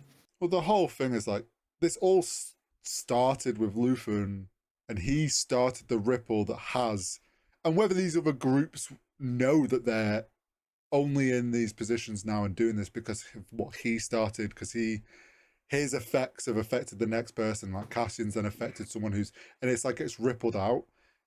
That is like the whole story of how this, like building how the rebellion grew. The K2 unit getting that introduction of how they did it. A little part of me is like, I would have wanted the other story that they had apparently done, which was more of like a horror episode where he's ripping through a ship and like. I get why they cut that episode, but God, I would have loved that episode. It was. Don't get me wrong. The way they had him, the K2 units used in the Gorman Massacre was also fucking scary. Yeah. And like Cassian like backing up, just like this one is running him down to like, it gets, as soon as it was smashed in half, I was like, this is our K2. My boy. Like, yeah, that episode, and then obviously episode 9 was then Mon has her speech moment. And so obviously we know about the speech she does in Rebels when they've collected her. We got the mention of Gold Squadron, which was cool. I was like, Gold Squadron mentioned, Paul. There was a part of me that was a little hopeful that maybe we get like visual of one of them at the end of the episode. Or like see Ghost or something, like the Ghost ship. Yeah, or just the ship. Yeah, like possibly, but we didn't. And that's fine. I get like, but it was cool. You also don't want to properly overlap with Rebels and then mess up. Like, I'm glad that writer and showrunner, he's kept true to what's said in Rebels and not tried to correct. The only thing he's tweaked is in Rebels, they flick on a news hologram that shows Mon Mothma's speech briefly, like when she calls Palpatine evil or whatever. Yeah. That's been tweaked slightly for her whole speech, which I'm totally okay with, because they didn't really show anything. Her speech was fucking incredible. Like, yes, phenomenal. Just, I mean, and the whole build up to that, like the little points of rebellion, like the workers who had locked the control room by doing like, what's the word where it's like compliant defiance or whatever, where they're like, we're just doing things by the rules, knowing that it's fucking them over. They've just like, we've done things by the book, and it's your fault that it's screwed you in this moment. This lock's been broken for a year. We've just finally fixed it and returned the security code to another place. Yeah, malicious compliance, man. Malicious compliance, that's the word. Yeah, man. I loved that. I know people were a bit upset about Bail Organa being recast from, I think it was like episode 4 or 5, where like he's literally a brief second, and people are like, they really recast him for that. I was pretty confident. I was like, no, he's going to show up again.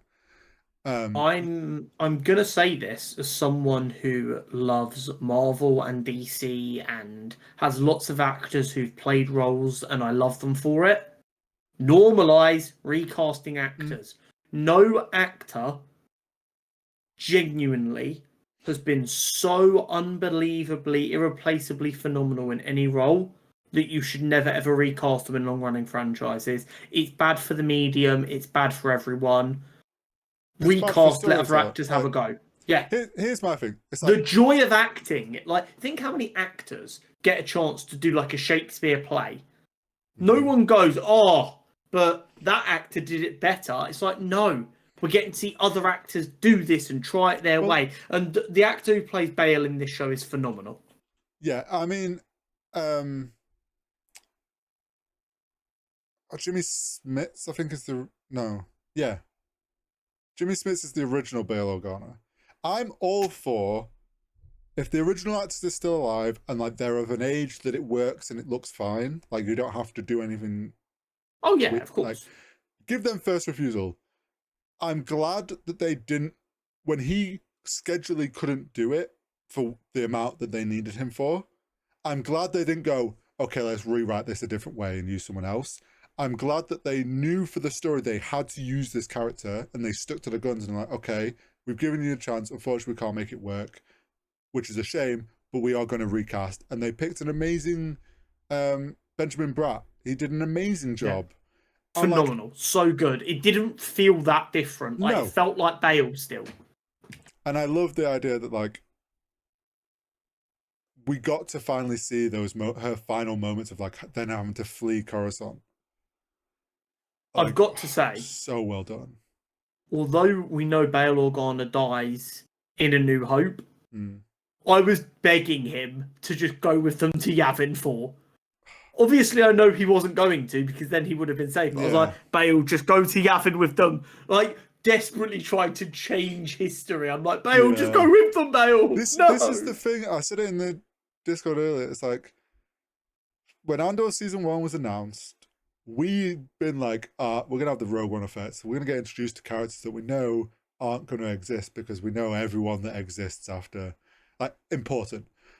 And it's like, mentally, I thought I was prepared for that. And now we're getting towards the end of Season 2, and I'm not happy that I know the outcome of Rogue One and where this goes. There's obviously chance for some of these characters to probably still be alive, but, like, the main ones we know that make it through Andor go to Rogue One, and we know what happens there.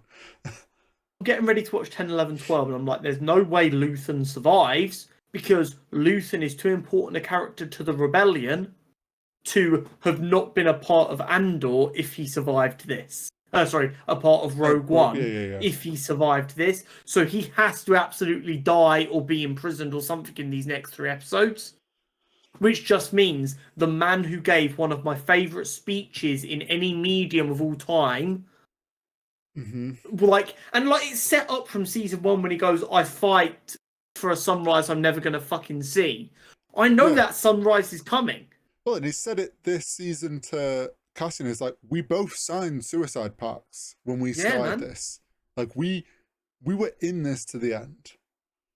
And, like, here's the thing, and, like, I don't want to get political, but to say we don't want to get political while talking about Star Wars is fucking insane at the same time. Yes. There is an element of, would you rather be right and dead or fight for what is right? And I think in the modern world, we're a little bit of, especially in the internet age, where people like to sit on their moral high horse and go, yeah, well, at least we're better than them. And it's like, cool. That doesn't save people's lives. That doesn't protect the people who them evil fuckers that we're better than are trying to kill. And there is an element of, like I was saying earlier, I need people to, once the episode ends, just spend another 10, 15 minutes thinking about what the episode was trying to say. Well, I'm ready. I'll loofen up. I will loofen up in this bitch. I'll do it. It's like, there's also we get to see the side of things of, like, we followed Luthen building the rebellion, and then Yavin, this season, we've got to see Yavin set up and start. Really fucking cool. Which is the rebels that we know and love. Like, they are who everyone knows as the rebels of Star Wars. And it's like, they don't like how Luthen works, and Luthen doesn't like them, but he knows he started them, and he's set the path for them to be able to do what they're starting up.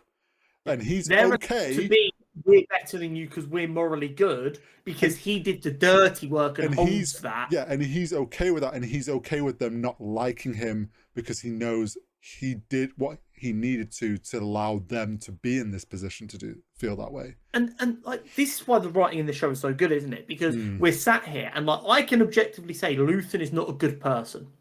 No. He's fighting for what is right, but he is not a good person. But good people don't win wars against overwhelming force. Overwhelmingly evil force as well. Exactly. The Empire's willing to do what the rebels aren't, which is why Luthen is necessary, because Luthen is willing to do what the Empire won't. And they really don't expect that, which is why he's been able to do it. So it's like... And, like, Luthen's, like, the only person that would, like, in Season 1, he's the only person that would talk with Saw. Yes. Because Saw is even a bit... Because Saw's even a bit extreme for Luthen. Oh, the fucking speech. I don't know if we've talked about that on the pod, but that speech where they're doing the fuel... Oh, yeah, I grabbed a line from that, didn't I? What was it? They're doing the fuel practicing with the young lad, and he's teaching the guy who turns out to be a plant. And that was a phenomenal reveal, by the way. Oh, yeah, and the way that he, like, figures that out, and Saw's just the crazy bastard that he is. Then they're like, right, we're packing up and we're leaving. I don't know if you caught this. I didn't at the moment, but I saw it afterwards. The shot of them all taking off, the child in me was like, oh my god, this is fucking Star Wars. This is so sick. And they all take off and they all go to light speed and disappear. The base they left is the base we see in the sequel films. Oh, really? Where the rebels have set up. So like, oh, another little just little, like, this is something that I'm loving about the showrun and the ride. Like, there's so many little nods where they're like, they are making the effort to pay homage to all this stuff in the Star Wars, but not in a way that then ruins anything. The idea that, like, yeah, of course there's these abandoned like bases that the rebels then took over and used, and it's like, of course it would make sense that Saw was once there and used it as his, like, that idea is like, oh, that makes perfect sense. And it's a cool little thing to just weave it all together. But his speech where they do the fuel and then he's like, you've got to be crazy to do what we're doing. I forget what the entire, but it's like such a bad, I forget the line exactly. But it's like, they call me crazy, but rebellion is for people who are crazy. I'm trying to find it. Yeah, I'm looking it up now. You think I'm crazy? Yes, I am. Revolution is not for the sane. That was it. Revolution's not for the sane, and they're all, yeah. Yes, absolutely. And again, it boils down to this. It genuinely feels like Tony Gilroy. And I'm not going to say too much, because just in case this gets used in a court case against myself or him. But it genuinely feels like he is trying to rally a war cry.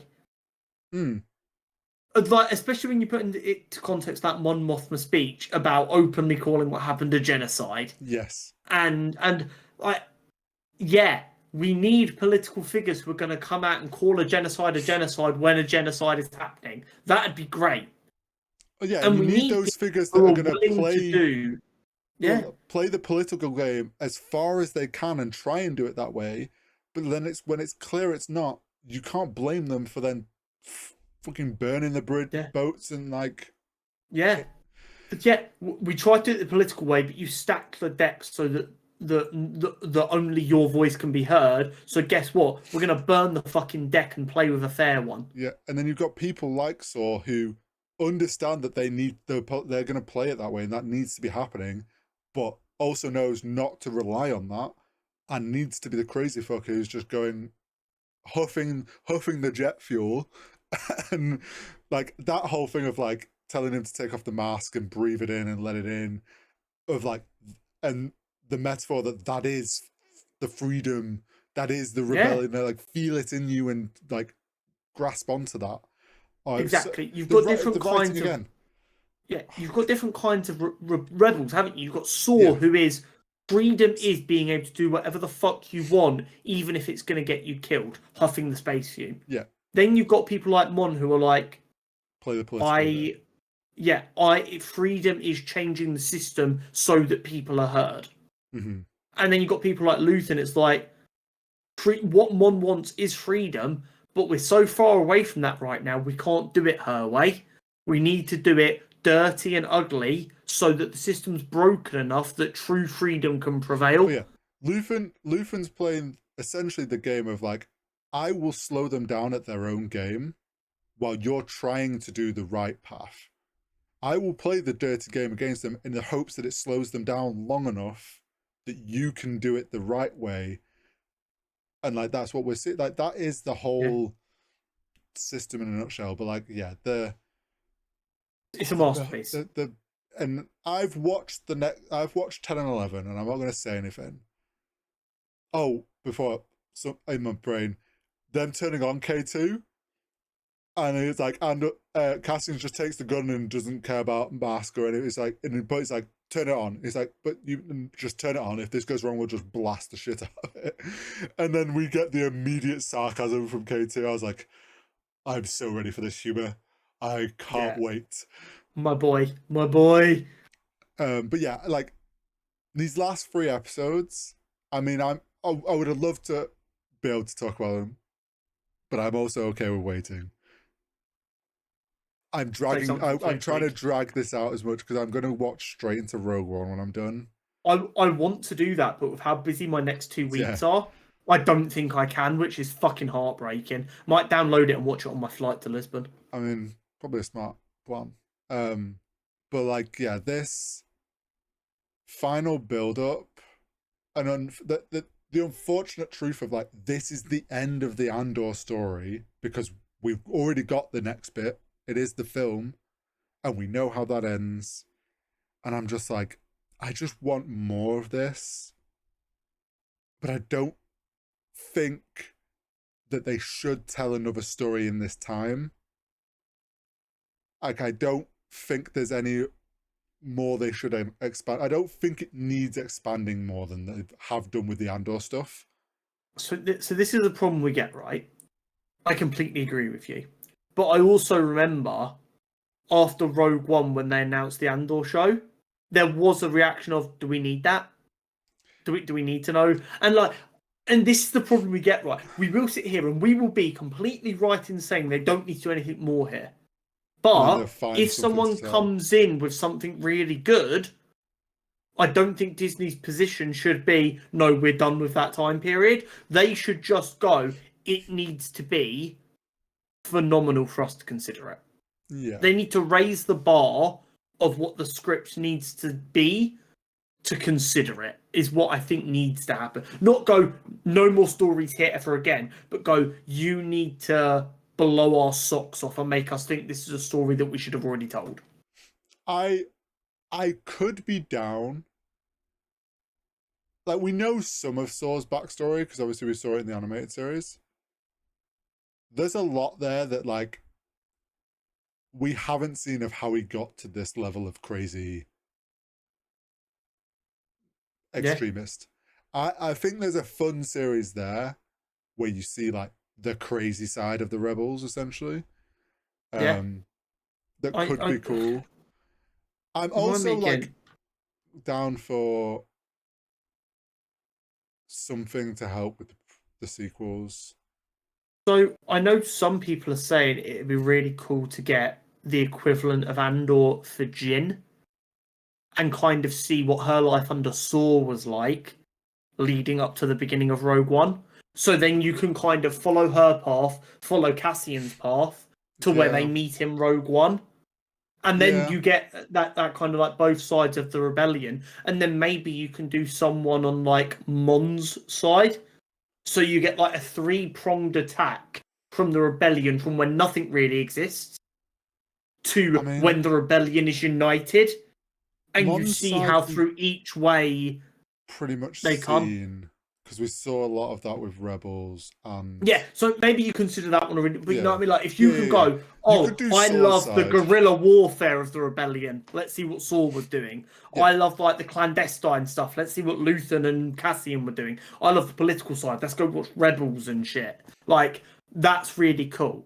I have a big question for you. Okay. After Andor season 1, we had Ahsoka season 1. Mm-hmm. And I said, Andor pisses all over Ahsoka. Ahsoka is not bad. I love Ahsoka, but you'd rather have a diamond the size of your head than a diamond the size of your hand type beat. You were not so clear cut about that. No, you felt they were very, very close in quality for you. I had. How are you feeling now? So I had season 1 of both at the same level, and I just put Ahsoka slightly above for personal preference of like I love the mysticism side. Mm-hmm. I will preface this as it is currently unfair to do the 2 seasons of Andor versus the first half of like no, it is. At the moment, Andor's winning by a fucking mile. I am not gonna count out this second season of Ahsoka because the stuff that I have read and the predictions of what they could do with that, if done well and written as well as this show is being written, like the mysticism side of the Force and everything is going to eat just as fucking good. Like, really, they are. Do you think the writing is going to be as good, though? Do you think it can genuinely reach the levels of what we've seen in Andor? It's tough because I think that is like an unrealistic bar. So it's tough because it's like you're not going to get the speeches and all that level of writing, which is a big part of what helps the write. Like you get all those moments in Andor, Mm. but there's going to be some. I'm so hopeful that they do it well because there's a potential that they do some really fucking cool stuff that they can finally make canon, and I will like love them equally. I do think as a whole of Star Wars, the Andor season 1 into season 2 into Rogue One is, and I don't like, this isn't a film trilogy, but fuck it, that is the best trilogy we have got in Star Wars. And there is the argument that it's only as good as it is because of everything around it. I do think there is an element of that. Like, it's great. It's pushed above the bar because of everything we know around it and what it kind of all is meaning and what we know it leads to and what it adds to. But even on its own, it is fucking great, and I won't deny that. And I don't think, as a whole trilogy thing, Ahsoka will beat that because I don't think Ahsoka's going to have that end thing that like the films did. Yeah. It's just that I'm going to have personal bias to Ahsoka because I love that side of Star Wars. Season 2 might not hit what I want it to, and this might be clear cut Andor. Yeah. Which is why I'm like, No. at the moment, Andor's winning clearly, but until there's a second season of Ahsoka, I can't fairly judge them against each other. Do you know what it is? And I know you and the boys have never been like anti Rogue One, but I've always been, I think, in the top echelon of people who are like Rogue One is the best Star Wars film. There is only really an argument to be made for Empire Strikes Back being above it as a film. And I'm talking when you think about films holistically, not just like within the franchise. I know you guys have always been Rogue One lovers, but most of you have had Rogue One like below the original trilogy, and like I think Luke Rogue had One it as low usually as like sits, 5. I think I've usually had it sit like 2 or 3 around that. Yeah, It's in the top 3. I just the amount of people over the last kind of week who I've seen go back to watch Andor season 1. They've watched Andor season 2, and then they've gone straight into Rogue One, and they're like, "Oh my god, I get it now!" And I just feel so, like the gif of Captain Holt from Brooklyn Nine-Nine, it's like vindication. That's how I felt this entire week. I'm like, I've been telling you motherfuckers that Rogue One is the truth. It's funny because it's like when you look at it from in hindsight, they gave us the final, like I've said a trilogy, but like it is. Rogue One was the final installment in a trilogy. We just didn't know it as that. We thought it was a prequel to the original trilogy because like, oh, this is cool. This sets up what happened in the, unknowingly that it was like the trilogy. And now we've had the first 2. We're like, holy shit, this story is even better because we've got the full story now rather than just like the finale. The pain of rewatching Rogue One and seeing Cassian come to his end again is going to hurt so much. We were discussing it earlier. Bix, like the whole thing about Bix leaving. Yeah. And now that's been added in there that we didn't know. Adds a whole new level of meaning to the end of Rogue One. It's that moment that everyone has while watching Rogue One, because Rogue One does such a good job of skating around it, where you realise none of these people live to see tomorrow. Mm-hmm. And like, while these characters aren't characters you particularly care about because you don't have that massive an emotional attachment to them outside of this film, you're like, oh fuck, this is what a rebellion is actually built on: individual sacrifice. Mm-hmm. Then to get this show that shows that we thought Cassian's sacrifice was just his life. He's been building up to this for years. In hindsight, him sacrificing his life is like the smallest sacrifice he made. Because he's had to sacrifice all this other stuff and still get up and keep fighting the next day. Well, yeah, and it's like, we've seen this, like, oh, these nobodies that we don't know have done the rebel thing and found out the plan, they've taken it down. Like, this was the start of it all. Little did we know how much has built up to them actually learning about this weapon.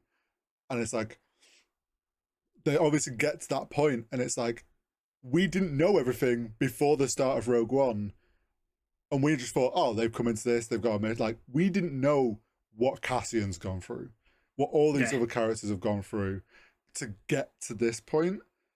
And yeah, it's just gonna, it adds so much more weight now to the film, which Dave, Yeah. like, I know Dave Filoni's not, he's not the showrunner of this. He will have obviously had a lot of input on Yeah, things. I think because of his role, he's a producer Yeah. on everything, so it's difficult to ever know what his level of input is. It could have been as simple as he looked at the scripts and went, "You guys have cooked, carry on," or he might have been there on different shoots. It's just fucking impossible to Well, know at this it point. wouldn't surprise me if he's done the things of like, oh, make Saw be on this base, and then it ties into the things Yeah. like that, because he's just got the fucking matrix in his head of Star Wars.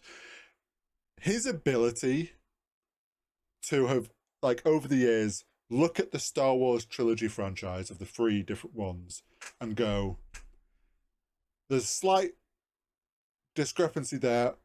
Let's make this show and fix that. Oh, there's a thing at this point that doesn't make sense. I'll find a way to fix that. I'm going to fill this gap and make so many things have so much more meaning because I can fill it properly and, like, in a way that adds to and doesn't, like, just skate over and make it make sense sort of thing. Like, it also adds to the story. His ability to be involved in all that through Star Wars over the, like, is just, he's smashing it. Yeah, phenomenal. I will Andor. I will always love you. Luthen, I will always love you. It's an absolute masterpiece. It's crazy to think a show where one series had one of the best Andy Serkis performances of all time isn't my favourite season of said series. Do you know what's Do you know how wild? fucking impressive that is? Do you not remember at the end of that season 1, I was like, I think he might be alive in a prison Yeah. somewhere.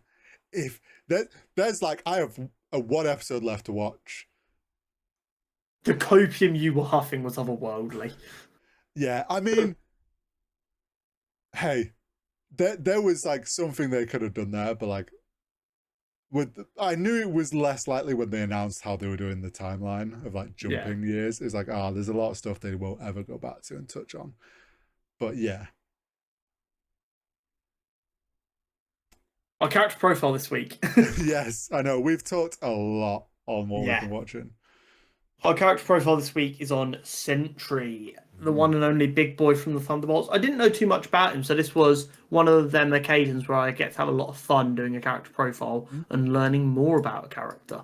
Because I had Luke in the DMs going, "Tell me more about Sentry," and I'm like, I couldn't even if I wanted to. So, Robert Reynolds, aka the Sentry, first appeared in Sentry #1, July 2000. In the wake of the Second World War, every country was working on developing their own super soldier serum, the likes of which was used on Captain America. These projects created many heroes and villains throughout the Marvel Universe. However, one project was tasked with not only recreating the serum, but attempting to amplify it to make it 100,000 times more powerful. This was known as Project Sentry. After a few decades of compartmentalization and restructuring, no one had any idea who was doing what and where it was being done, which made knowing who was working on what impossible, and as a result, there was practically zero oversight for scientists with a near unlimited budget. However, a hopeless meth addict by the name of Robert Reynolds managed to break into one of thousands of labs working on Project Sentry, and in it, there he discovers the Golden Sentry serum. Without thought, simply hoping it was something that would allow him to get high, he consumed the serum and unlocked the power of 1,000,000 exploding suns. He quickly took his powers on the road and became a hero, coming to fame as one of very few heroes operating before the Fantastic Four. Sentry was an optimistic hero who people felt they could trust as he had a clean-cut, family-friendly, all-American image, a stark contrast to that of the mutants of the X-Men.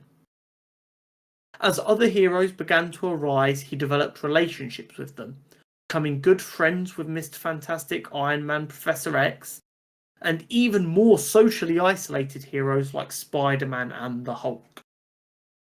Sentry was the world and even the superhero community's favourite hero. Everyone loved him and respected him until the Void came. The Void consumed countless lives in Manhattan and seemed unstoppable, until Sentry, Mr. Fantastic, and Doctor Strange realised the Void's powers were connected to the Sentry's powers. Reynolds' own repressed persona with the power of Sentry was able to manifest itself into the existence of the Void. So only by getting rid of Sentry could you be rid of the Void. This resulted in Doctor Strange and Mr. Fantastic developing a system which would remove the Sentry from everyone's mind, including their own and even Robert Reynolds, making Sentry the Forgotten Avenger. Sentry does inevitably have a comeback where he accidentally remembers who he was and the Void comes back and they have to essentially soft reboot the system. Mm-hmm. And then eventually he's brought back again to be part of the new Avengers.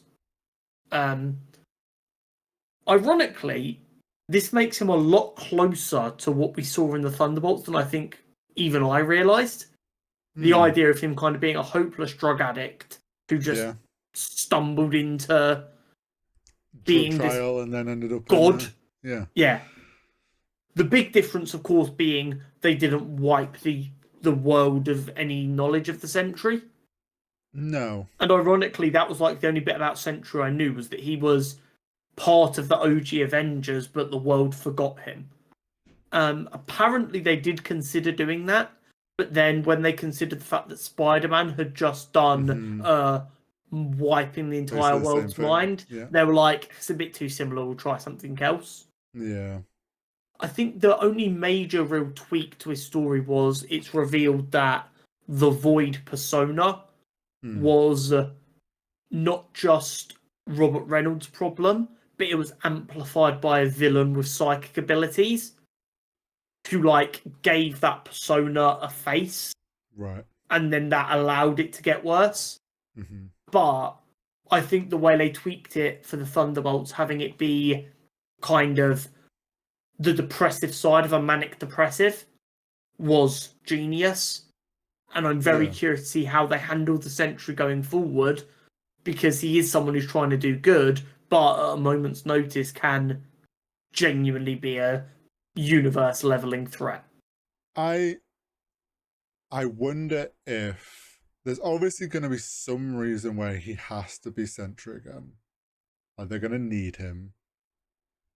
Are they then going to have him have like a little meditation retreat with Bruce to learn how to control himself or something? I think there is genuinely something there. Maybe in like the form of like a, the Marvel shorts they used to. I know they don't really do them anymore. Yeah. But imagine like a 10-minute short where you've got everyone who's had like issues in the Marvel universe working with Bob on like the things that helped them. So him like doing like a meditative session with Hulk. Him doing like just working out in the gym with Daredevil. Him doing like a therapy session with the same therapist that treated Bucky. Like, there's definitely some funny ways to like try and work out what works for him. But very, very cool character. I think this is one of the better comic book to film adaptations we've seen. Yeah. And I'm curious to see what they do next with him. Me too. Should we get into some nerdy news? Yes, quite a bit of news this week. Starting off first and foremost, Peacemaker Season 2 is coming August 21st, and we've had a trailer for it. We have. Have you watched the trailer? I have watched the trailer. Not that I've watched Season 1. I watched like half of it, and then I got distracted, and we never finished it. It was good. I can't remember what happened. Difficult to get over it, wasn't it? Yeah, I think it might have just been something was going on in like normal life, and because it was a bit of a pain in the arse to watch, it fell by the wayside. But it's on Sky Atlantic on catch up, so I think me and Jenna are going to binge Season 1 ready for Season 2. The trailer looks good. Mm. We can see it's already connected in with the DCU as we see Maxwell Lord and Guy Gardner and Hawkgirl are Yeah. there interviewing him to like Yeah. join their Justice League or whatever, and it doesn't look like it goes particularly well. No. We see him kind of navigating the idea of being a hero despite his past. Mm-hmm. And the shot from the trailer that seems to be getting the most attention is him like fighting himself. Yeah. People He are ends up very as. curious if that's Clayface. I hadn't thought of that. I was thinking, is that their way of having this character move from DCEU now into DCU? They're doing a Oh, what, little like he kills multiverse.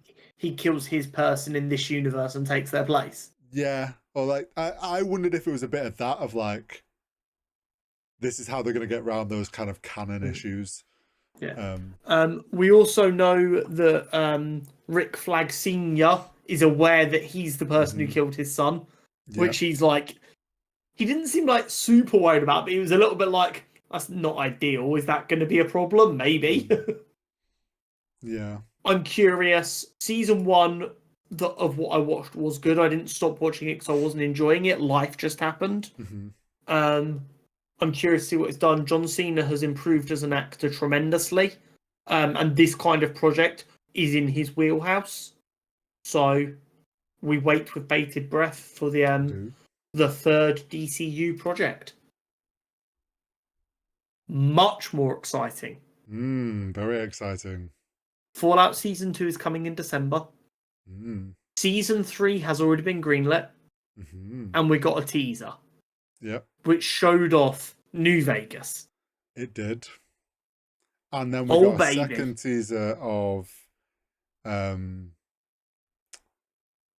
Ghoul. I forget what his name was before. William Cobb was his name or something? So yeah, doing a bunch of film sessions, Vault Tech ads. Which was very cool as well. The one that cracked me up was like the underground fucking sun cream. Yeah. Even he was like, this doesn't work right. This is just moisturizer. But yeah, very exciting. And Season 1 was a resounding success. Yeah. Everyone working on it seems to be really excited for the Season 2 scripts. All of the fans of the franchise are excited because New Vegas. The fact Season 3 has already been greenlit shows they have confidence.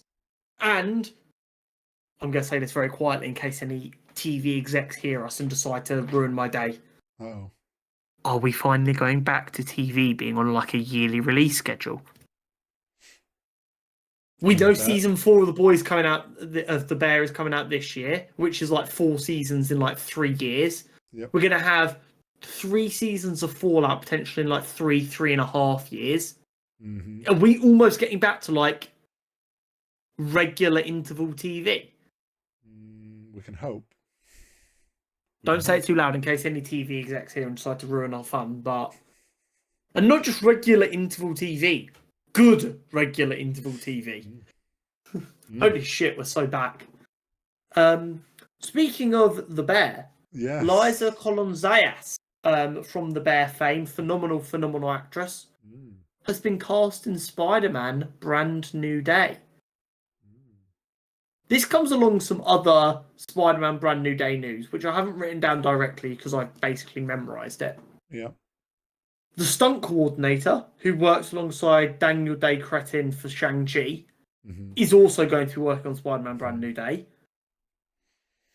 The rumours are circling once again that Spider-Man Brand New Day is going to be more grounded. I don't want to get too excited because there are too many people with power over Spider-Man films, and it makes it a little bit murky. But Daniel Day-Cretin knows how to direct action very well. We know the action coordinator working on this film is very talented. Yeah. We know Tom Holland is a fucking freak of nature when it comes to anything acrobatic. Yeah. Along with this casting of a now Emmy Award-winning actress, I'd like to remind everyone,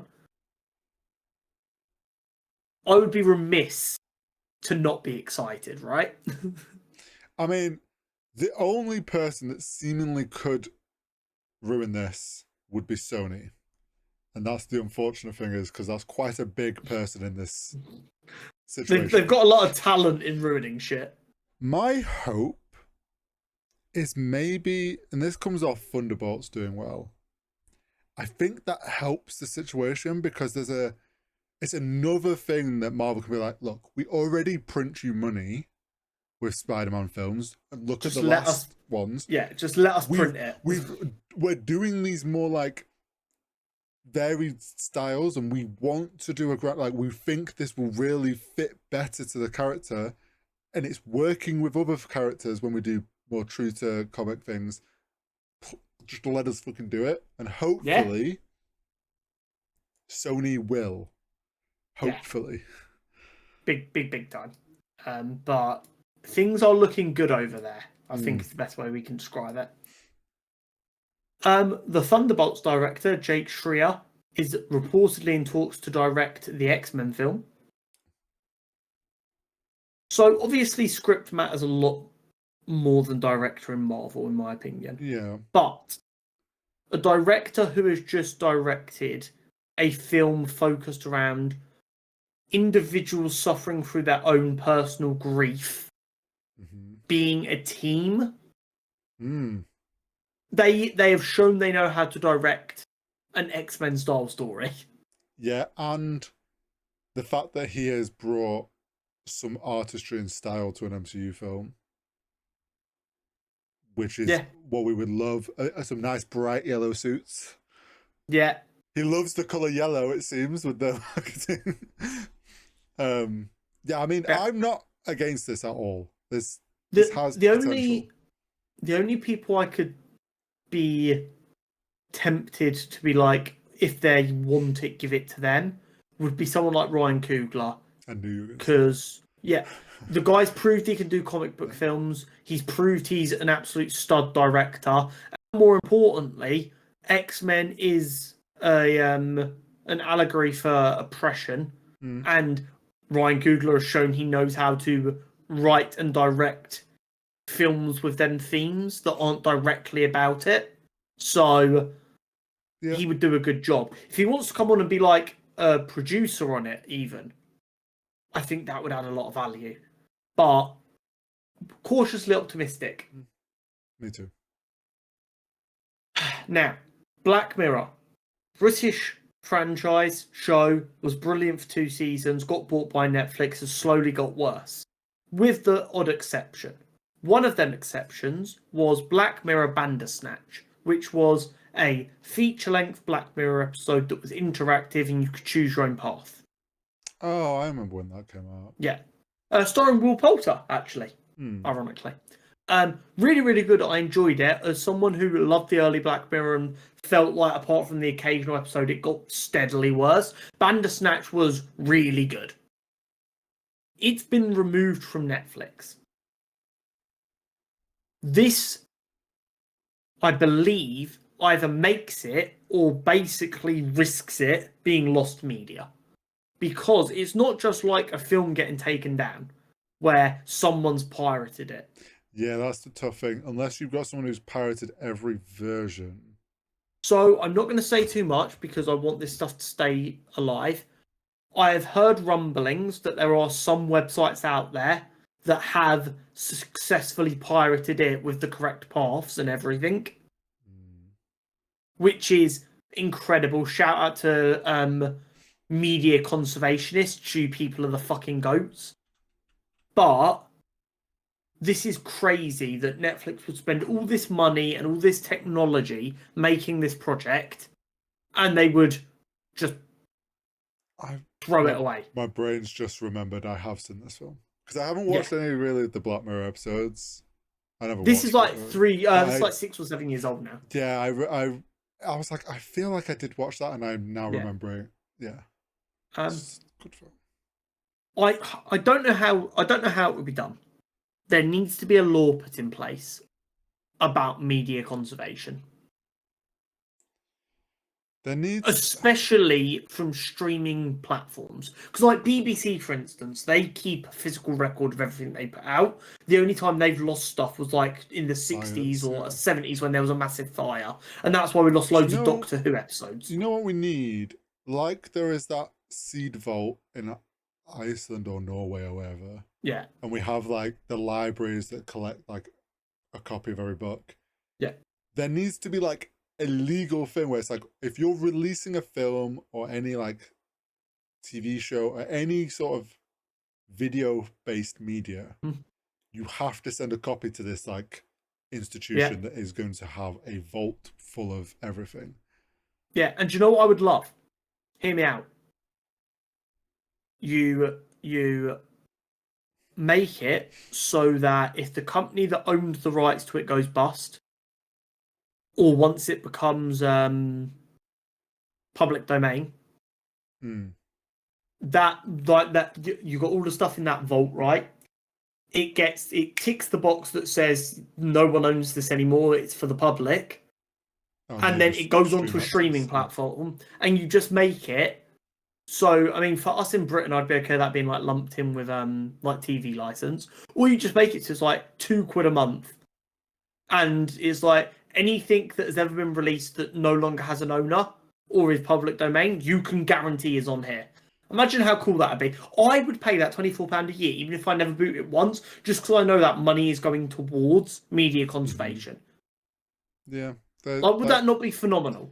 there's stuff that could be done. It's like The with problem is, everything, the no, execs no at the companies are going to do anything without being forced to by law. no. Um, I know it feels like we've spoken about it every week, but it's the biggest film of the year.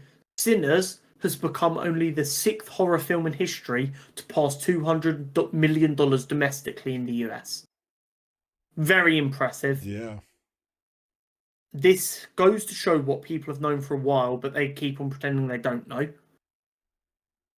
Black people in America want their stories told, and they're going to turn up for their stories if they're told earnestly and honestly and not just treated as a way to make money. Hmm. So start giving them directors and writers who want to tell them Opportunities. stories the opportunity to do that. Do you know what this also cements? That Go on. horror films are money makers. Horror films always make money. I know. Don't get me wrong. They're never going to be films that like hit $1 billion. But how often do you hear of a horror film not making profit? Yeah, exactly. And do you know what it is? And I've said this a million times. If I was to ever be lucky enough to like end up being in a position where I can like financially support making films, like if I was to like get mega rich and become a billionaire or whatever, I would be like, I'm just gonna give people money to make films. My only rule would be the person in charge of your money has to have made horror films because they know how to work on a small budget. They don't need $100 million to make a realistic looking film. They know how to do it cheap. Yeah. They're the people I want. This kind of came out of nowhere after being silent for a while. I feel like Spider we knew this Noir. was coming, but they We hadn't had the like set leaks, yeah, they hadn't but we really got the early revealed set it. leaks and they just went very quiet. I want to say there was something recently I read where like they were done. That was like a day before the teaser came out. It was literally like Monday, filming is officially wrapped. Tuesday, here is teaser. I don't know. I feel like I heard something a while about that something was going to be Maybe. coming, but I don't know. But yeah, we got Spider Noir teaser. Apparently, although the teaser was just in black and white, they are going to be releasing it in black and white in color. I will, Okay. if that is a choice and like you can choose, I will be watching it in black and white. Yeah. It looks cool. I'm gonna give it a go. I'm not expecting magic. I'm not expecting it to be phenomenal, but Can't be it worse could be than one of them Madam Web. things. It's one of them things that I won't be shocked if I end up going, holy fuck, that was actually really good. But I don't expect it to be good at the same time. Here's the thing: it's not going to be as bad as Madam Web, probably. So that's already a win. And like you say, it has the chance of being like, this was actually pleasantly, like, surprisingly really good. So I'm weirdly optimistic there might be something there. Marvel 1943, The Rise of Hydra, the video game set during the Second World War where you play as Captain America and Black Panther, has been delayed till early 2026. I think they are the only game to hear GTA is coming out early to mid 2026. We're going to delay to early 2026.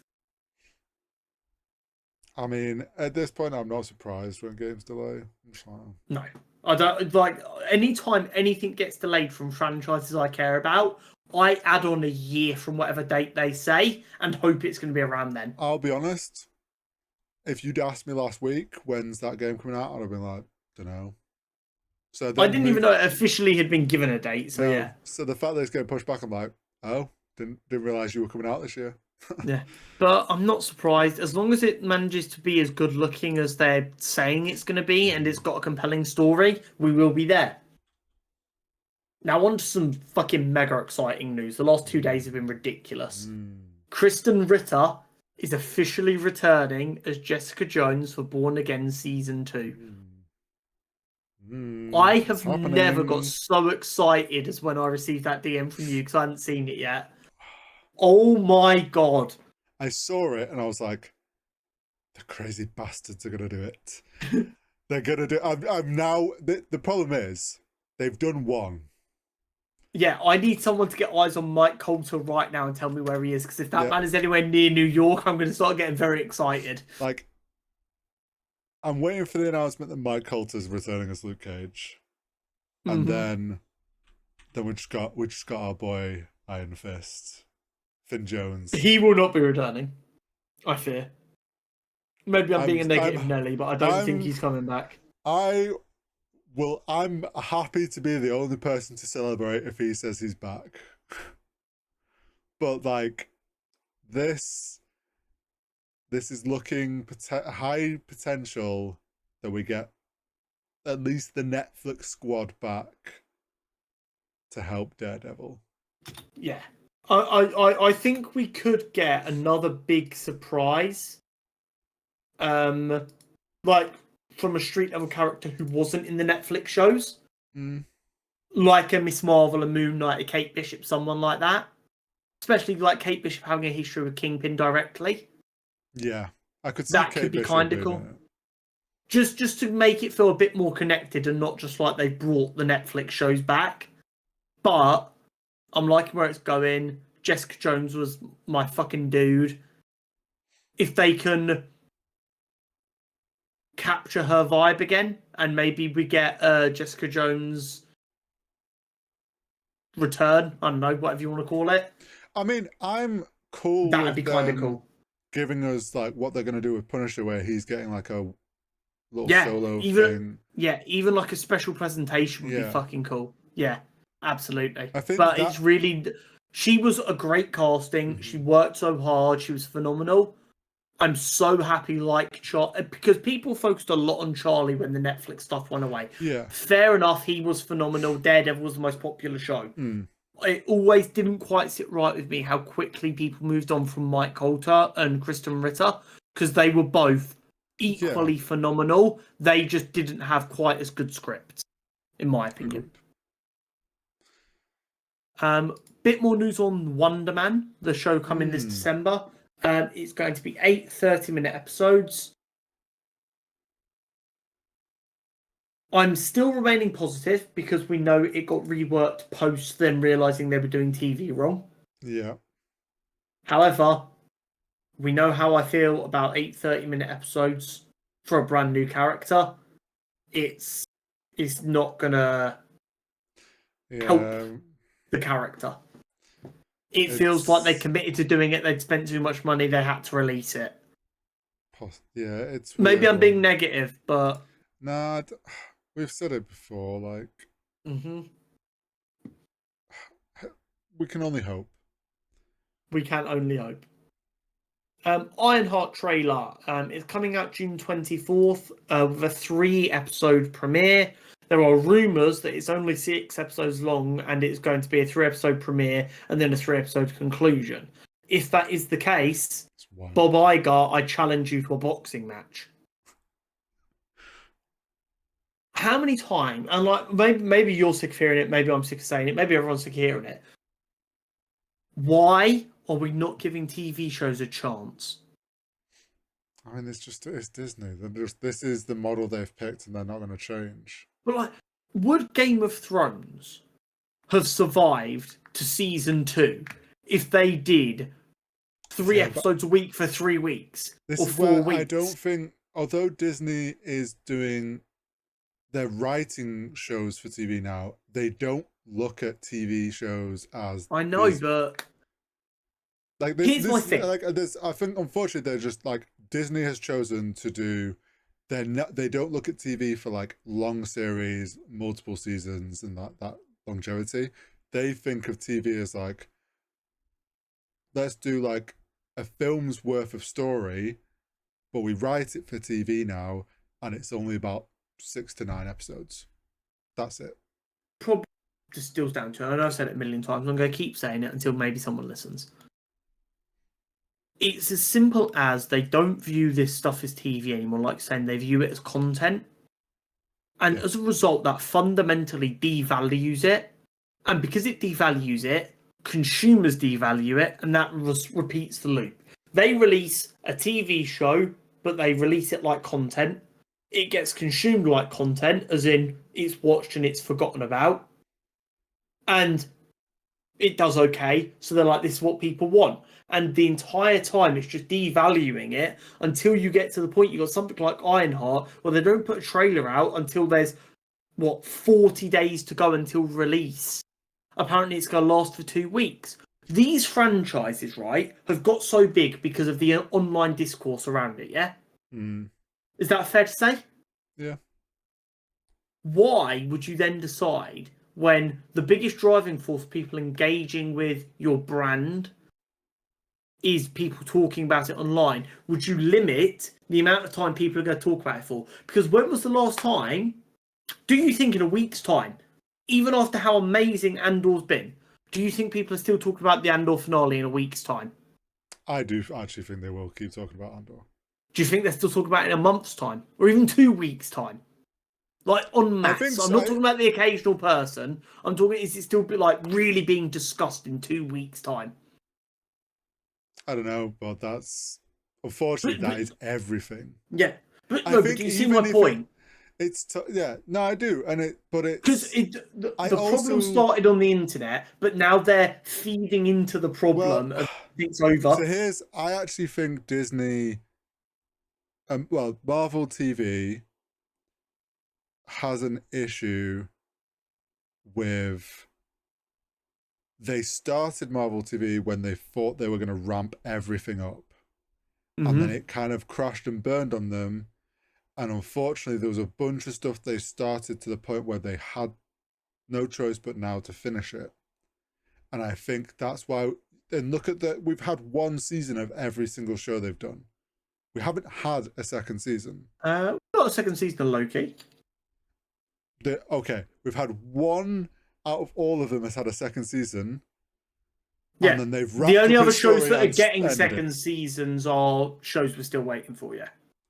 But are we going to get we're presuming we're going to get a second season. We're going to get a second season of X-Men 97 and Friendly Neighborhood Spider-Man. That's animated. I see that separately. Oh, okay, cool, got you.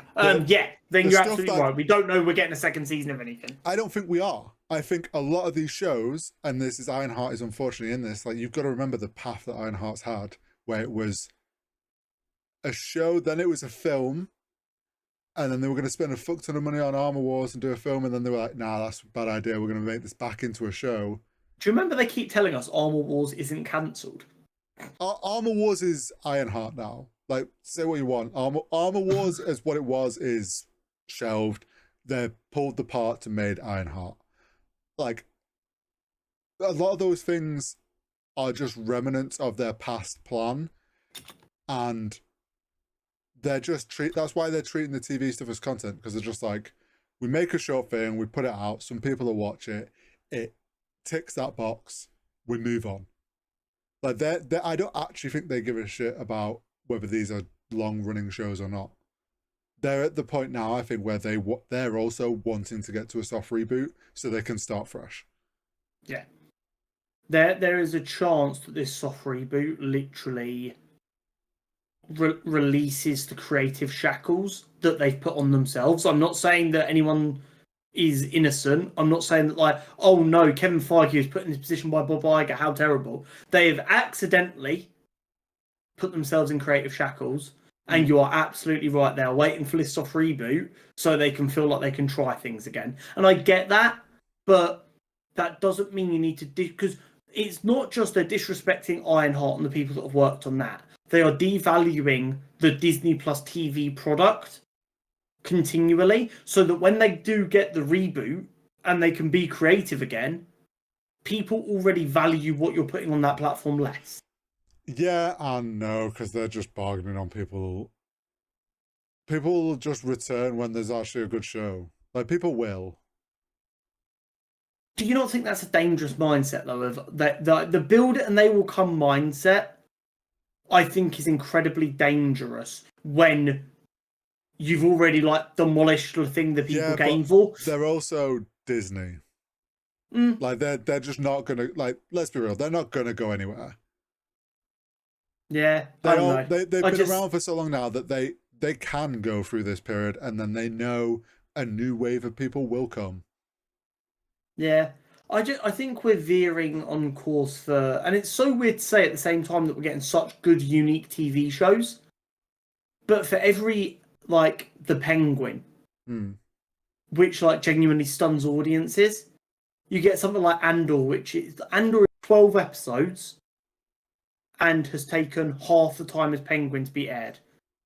And maybe I'm wrong, maybe I'm being pessimistic. Come next Wednesday, I'm going to send you a message, and maybe an hour before we record, going, scroll your Twitter feed right now, see how many people are talking about Andor. And we'll see. We'll see. Because if something like Andor, which is, like, genuinely, I've not seen people this captured in a while, can't even last a week after the finale. I think that's more just can we be afford? That's just a bigger conversation on the internet. No, but I think my point is Disney are making that they're exacerbating that issue by condensing shows down. They're like, people only pay attention to things for 2 weeks. So they're like, okay, so let's make our stuff shorter. It's like, no, make it last longer, because people will keep watching it if it's good enough. And then that will increase this is where people's patience. Disney is a marketing company. Like, they're just they don't care. No, yeah. So it's with Disney, it's just like they're just gonna do it. There's no shit, like, and I don't think, I think the wider TV industry will not fully commit the same way Disney is. I think they will go the right course. And I think it's just frustrating for me personally. Andor, have less of an issue with, because it's like, I actually feel like Andor's has made sense. Like, for the first time, I think this is a release schedule. Yeah, would it be sick to have had a month's worth of this? But I also would have wanted a month worth of 3 episodes a week, because I liked how they've done this with a year jump. It's been 4 weeks. Well, no, I mean, like, this is what I mean. I would have wanted, like, 2 months worth of 3 episodes a week, because I like this idea of the 3 episodes year jump, 3 episodes year jump, and I actually have enjoyed that. Yeah, of course I want it to be 2 months on, but there isn't enough content for them to do that, so I'm fine with it being, like, over in a month. I don't know. Maybe I'm just being old about it, but I just think in a world where it feels like everyone's really negative about Star Wars right now, 3 months if they did an episode a week, because this show is good enough that people would have watched every week. Like, from the get-go, this show was good enough that people would have tuned in every week. 3 months of everyone just going, oh my god, they cooked again, would have been phenomenal. Like, game changer. We're coming back for a new episode every 2 weeks. Yeah, but I mean, with Andor, I do think there is an element of why Andor Season 2 is feeling so good is the way they're doing this. We get 3 episodes a week, and we get, like, the pacing and the build-up, like, that is all playing into why this is feeling so great. So I do think it's tough. Like, yeah, you could have stretched out and people talk about it longer, but does it have the same weight each week? Yeah, I get that. But Ironheart trailer looks interesting. We got that was the most sidetracked we've got in a while. Holy shit! Ironheart trailer looks interesting. I'm excited to have Riri Williams back. Hopefully, the show is good enough that people start to put some respect on her name. Ryan Coogler being an executive producer hopefully will allow the way the character was utilized in Wakanda Forever to continue to develop instead of feeling like a different character. Yeah. And hopefully this show maybe sheds some light on what's next for her, whether she's going to link up with Kate Bishop and Miss Marvel, or maybe whether there's something else on her plate. Map, the app that never stops evolving, is once again changing its name back to HBO Max. Now, before we rag on them, their Twitter admin has been very funny about this. Have you seen some of their tweets post the announcement? No. They have been memeing the shit out of themselves for how many times they've changed their name. I appreciate the Twitter manager at least pointing and laughing at the stupidity of the situation. I wasn't going to rag on them. I was going to congratulate the design agency that persuaded them to do that rebrand in the first place. Probably got paid a fat bag. Then they probably came back to them like, we need to change something. They're like, oh, we've got the idea. We'll just change colours. That'll work. Got another fat bag. And now they've come back to them and gone, we're struggling. We want to go back to HBO Max. And they're like, yeah, sure. We'll take you back to HBO Max. Probably got paid again. So, like, congratulations to the design agency that's just made the greatest swindle in history, because what a mess of a 2 years it's been for that brand. You know, did you ever watch, this is a bit of a tangent, stick with me. Did you ever watch the BBC comedy show called White Gold? No. So it was a sitcom set in like the 90s when like double glazing PVC windows became the norm. And it was like a huge boom economy because they were like cheap to replace the windows, but they were still expensive.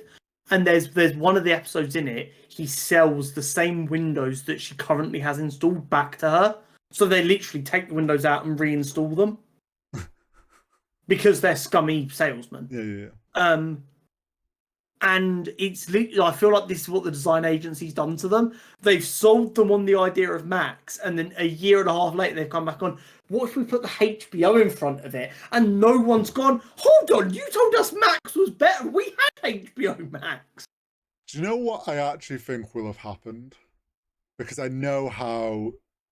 I think they saw this podcast and how much we mocked them. I like to think I have some insight on like dealing with clients and design stuff because I did it for a while as freelancing. Not to this scale, but from stuff I've read over the years. People in this side. Yeah, and like when it comes to corporations, execs on certain higher ups will get the idea that we need to do something new. We need something fresh, so they come up with the idea we want to rebrand. And a design agency will be told that, and they'll be told what the goals are, something, and they'll come back with them, and they'll probably pitch 2 ideas. And they'll pitch probably a HBO as the name, but rebranded in a new visual or whatever. And then there'll also have been like something that was a bit more radical, or like the execs have gone, no, that's not different enough. What if we got rid of the HBO and they've gone, are you sure? I mean, we'll mock one, they've mocked one up, and even the agency might not think it's that good of an idea. But at the end of the day, if the client goes, that's the one we want, you go, okay. Like, at the end of the day, it's their choice. And they probably did go, we think this is better, but like, you could do this one that's just Max and a more clean and a trimmed down, and they've gone, we want that one.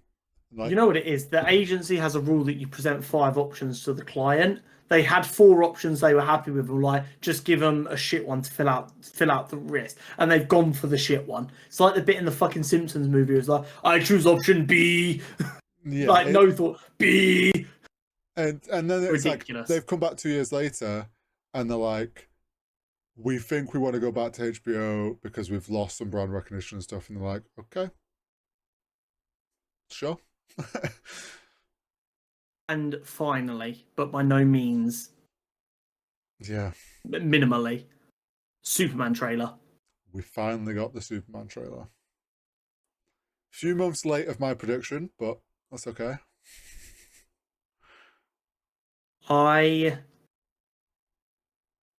I didn't realize up until this trailer that we hadn't heard David Cornsweet properly speak No. as Superman or as Clark.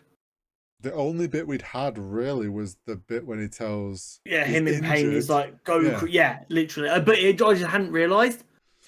I really like the way he sounds, and then, like that conversation he's having with Lois. I This love this that. idea that they're already together. You can tell Mhm. that from some of the bits in the background. And he's like, "Oh, you can interview me as him."